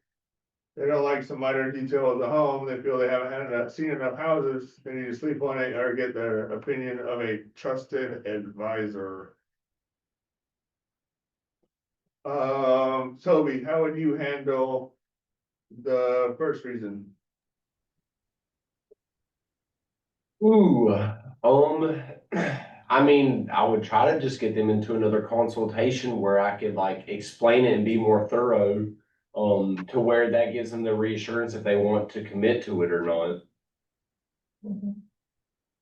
Well, optimally, they would have never got through their buyer consult to the point where you were showing them homes and got them pre-approved and already spent a bunch of time with them, right? If they were having issues with committing, because you are expect that expectation, they express their expectation, and you've met all the expectations, right? But yeah, especially. Go ahead. Especially like I've been in a situation before where they have been afraid to commit to one home because they would rather wait because they think they would find something later on that they would like more that's not even listed yet. You know, it's more, I guess they're just dreaming that they'll find something better. The super picky client, you know, Yes, absolutely. So how do you handle that? The super picky client? I just told them like, well, that there's no guarantee in the future market of what your expectations are, that this is like what we are working with now, and then I ended up just, I reprinted out all the available listings at what they have now, and this was towards the end of the summer back home, so I was like, things are gonna start slowing down at this point, so your opportunity of being able to wait for this might extend out to next year if you want to wait that long, but that ended up giving them the reassurance that, okay, they needed something now, so that's what they ended up doing, is going with that property. So what percentage do you think is reasonable to expect, say, of the boxes of like the requirements to check off with a house? Would you say 60%, 100%, 90%? What do you think?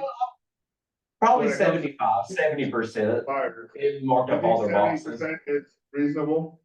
So if you found a 70% house, it matches, of course, the price and the location correctly, right? Because those tend to be non-negotiables, right? But it matches the price and the location and it meets 70% of those other requirements. I would say that you're doing really good.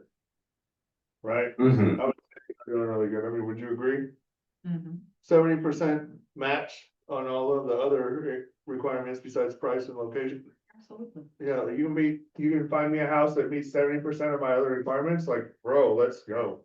So maybe having that conversation at your buyer orientations, is also gonna help you. I mean, it's gonna help you with the first three of these objections right there. Just having that one Mhm. conversation is gonna solve these first three. And Ed Walden covered this whenever he talked, I Last think it was Thursday? last week. It Last was- Thursday.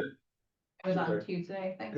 Okay, He said, he called them one-offs. right. So, when you're doing, a search for your client, those are one-off, basically their search criteria. Right. Completely. Yeah. So, if they're looking, they're like, we have to have a 3-car garage. And then you're digging deeper, or they have to have, let's say a 4-bedroom. Or at least a 3-bedroom with an extra bonus room, Mhm. like totally go less than what they're asking. If they're looking for a 4-bedroom, also look at the 3-bedrooms, because often it may be like a 3-bedroom septic with a 4th bedroom or an office, or maybe a secondary living area, which could work for them. So, get creative and just kind of keep those search parameters open. Yep. All right.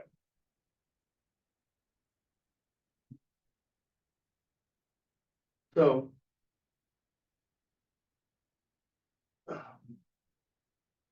The two that I tend to go back for the most are like, go back to the motivation and then calculate the cost of waiting.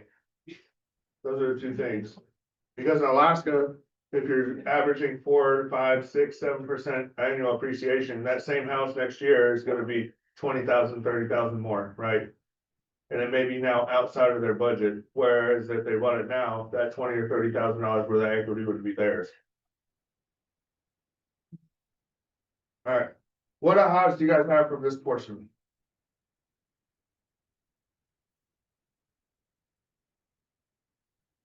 Anything? Bueller? I mean, to me, it's always kind of important, like getting into this and learning all sorts of different buyers, like the hesitation things and how we can kind of, combat the hesitation and how we can serve them better to help them be more confident in their decisions. Yeah.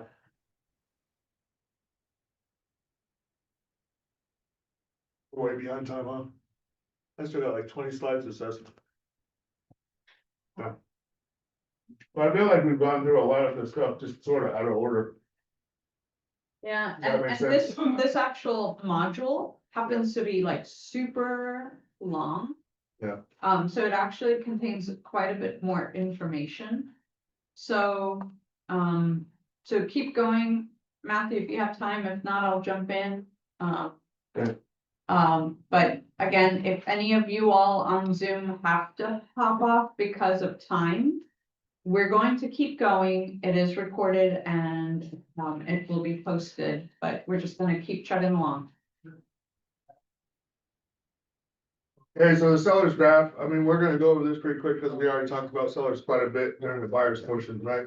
Yeah. But it's split basically equally across all facets. Help to price the home competitively, help to sell the house, help to sell the home within a specific time frame, help the seller find ways to fix the home to sell for more, and other. Price, timeline, conveyances. So. Alright, sellers control two things. Price and condition. Guess what? Those are the two things that will ultimately either sell or prevent the home from selling. So that's good news. They're in control of both of the aspects that'll help them sell or not sell their house. Okay. Alright. Sensitive seller conversations. Well, we already talked about this earlier, about how they want to sell too much, how to handle that. Alright, so great client communication with the agent is provides a strong foundation for sustaining a relationship, sets and manages expectations proactively through the transaction. We talked about this, setting the expectations like we were talking about. When it comes to communication, when it comes to making decisions, the client is not the only one that gets to set the expectations. It's a collaborative effort. Alright. Alright. So if they say, hey, I only want to sell it to a military person. Can they do that?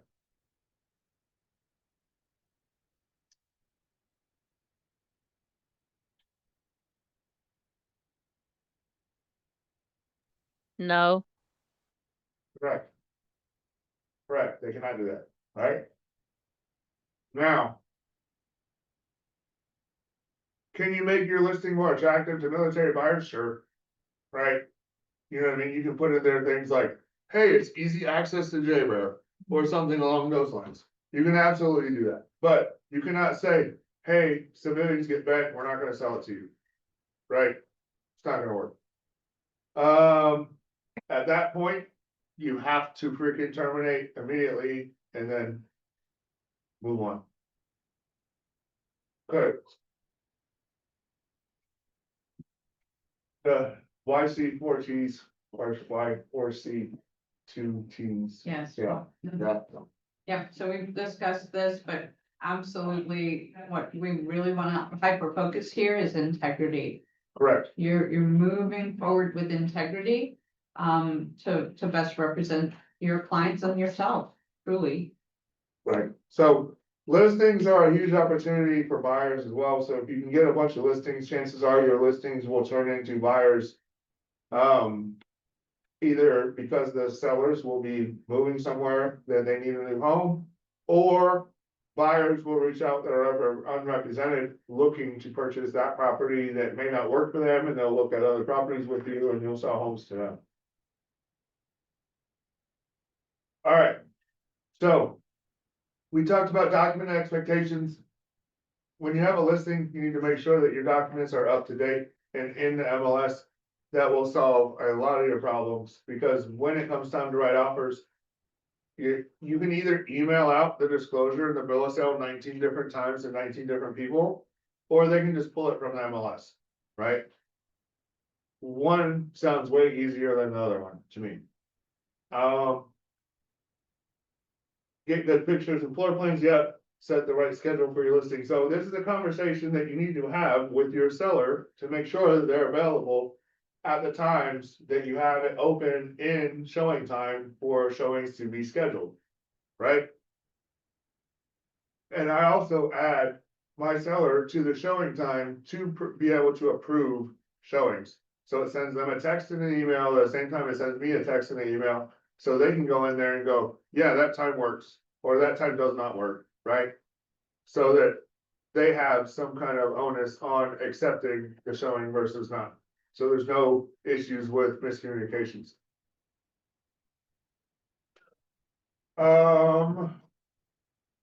What's KWLS? It'll be, Listing service? Okay. Is that like the website? yeah, that's where we can actually list on KW form. It needs to be there to create like a, yeah, just for KW listings. Okay. All right, so proper signage. Within 1 business day of marketing the property to the public, the listing brokerage must submit the listing to MLS for cooperation with other MLS participants. Yeah. So basically for signage, you need to have your name, your brokerage's name. And then, you know, whether it's coming soon or live or whatever it is. And then also need to have all of that same information on any kind of marketing or email material as well. All right. Is that it? Oh, is that?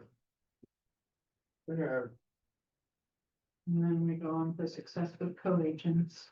Oh, yeah. Okay, so we went through that one sort of quick because we had covered 90% of that material earlier when we were talking about buyers. All right, so success with co-agents.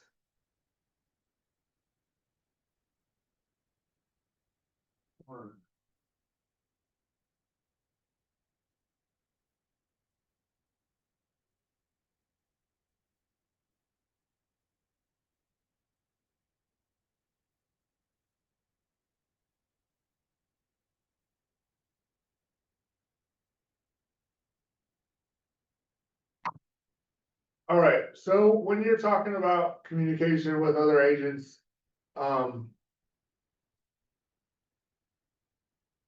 it's one of those things that's like treat the others as like you like to be treated. But here's the thing, don't necessarily expect the same treatment in return. Right? You can only control you, so do your best to be as professional, timely, and honest as possible. Some agents will treat you the exact way you treat them, which is great. Some will not. Some will be extremely forthcoming and upfront with information necessary for you to get the job done. Other agents will be extremely cryptic and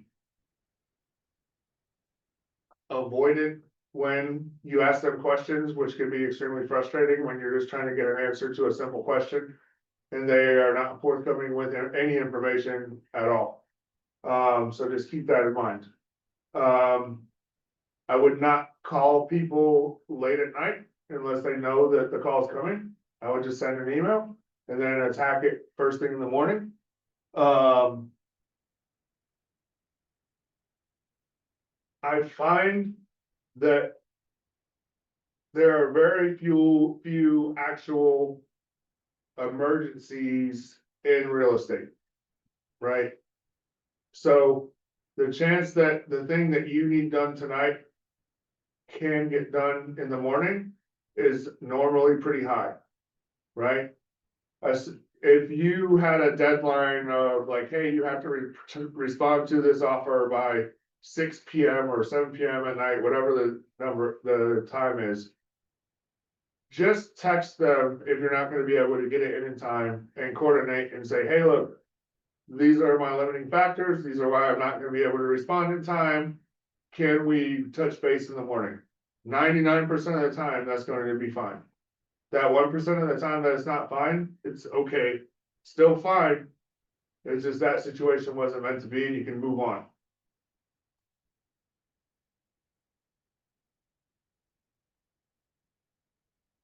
All right. All right, so do you guys have any odds from the seller side or the talking to the other agents side or questions about either one?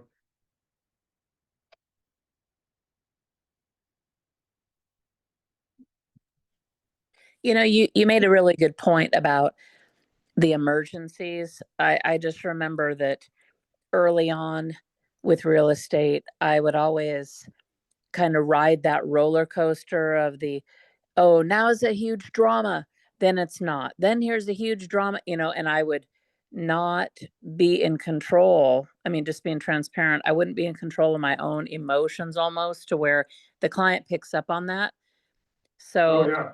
how you mentioned that we just, that's one thing that when you're new, you don't realize that every deal is usually some variation of a roller coaster or drama, and you just have to stay even keeled and project that. So, Right. Yeah, cause if you're the professional and you're supposedly the subject matter expert. And you're getting angry, or you're getting excited, or you're getting anxious, or you're getting whatever the emotional state is, right? Whatever that heightened emotional state is. Your clients are gonna see that and go, oh, I need to be there too, because the professional's there, I need to match that. Right, so you gotta be very, very careful when it comes to that. My least favorite agents to work with are the emotional agents, right? The ones that get over emotional about whatever it is. Oh, like they freak out when you ask them to do a repair, or there's a small change in the schedule, or whatever the situation is, right? There was something unforeseen. Those are my least favorite to work with, and they're the least favorite, whether or not they know it, the buyers and sellers least favorite to work with too. I promise you, right? Because you, like you said, you need to be able to look at it in a rational way, right? It should not, buying a house should not be an emotional decision, first off, right? It needs to be a rational, intentional decision. Yes, does it feel good? Absolutely, but that's not why, we're not buying a house because it feels good. We're buying a house because it solves a problem and it sets us up for success in the future, right?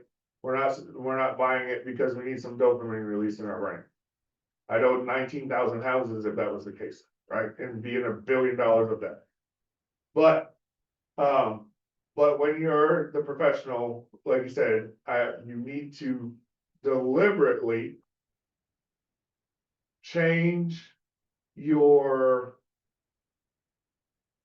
responses when dealing with the agent on the other side. So even if you are excited or anxious or pissed off or otherwise, they can't tell, right?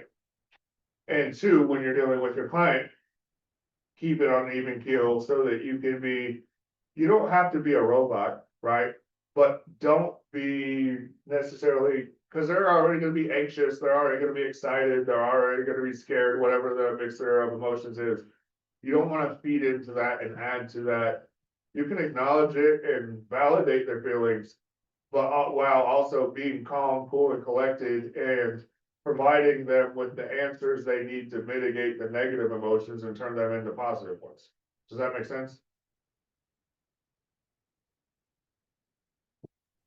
yes, thank you. Makes total sense. Yeah, so. Because feelings are just part of it, right? But it's our job to validate and then reinforce the good ones. Right, and then deliberately eliminate the problems that are causing the bad ones. All right, do you guys have any other questions?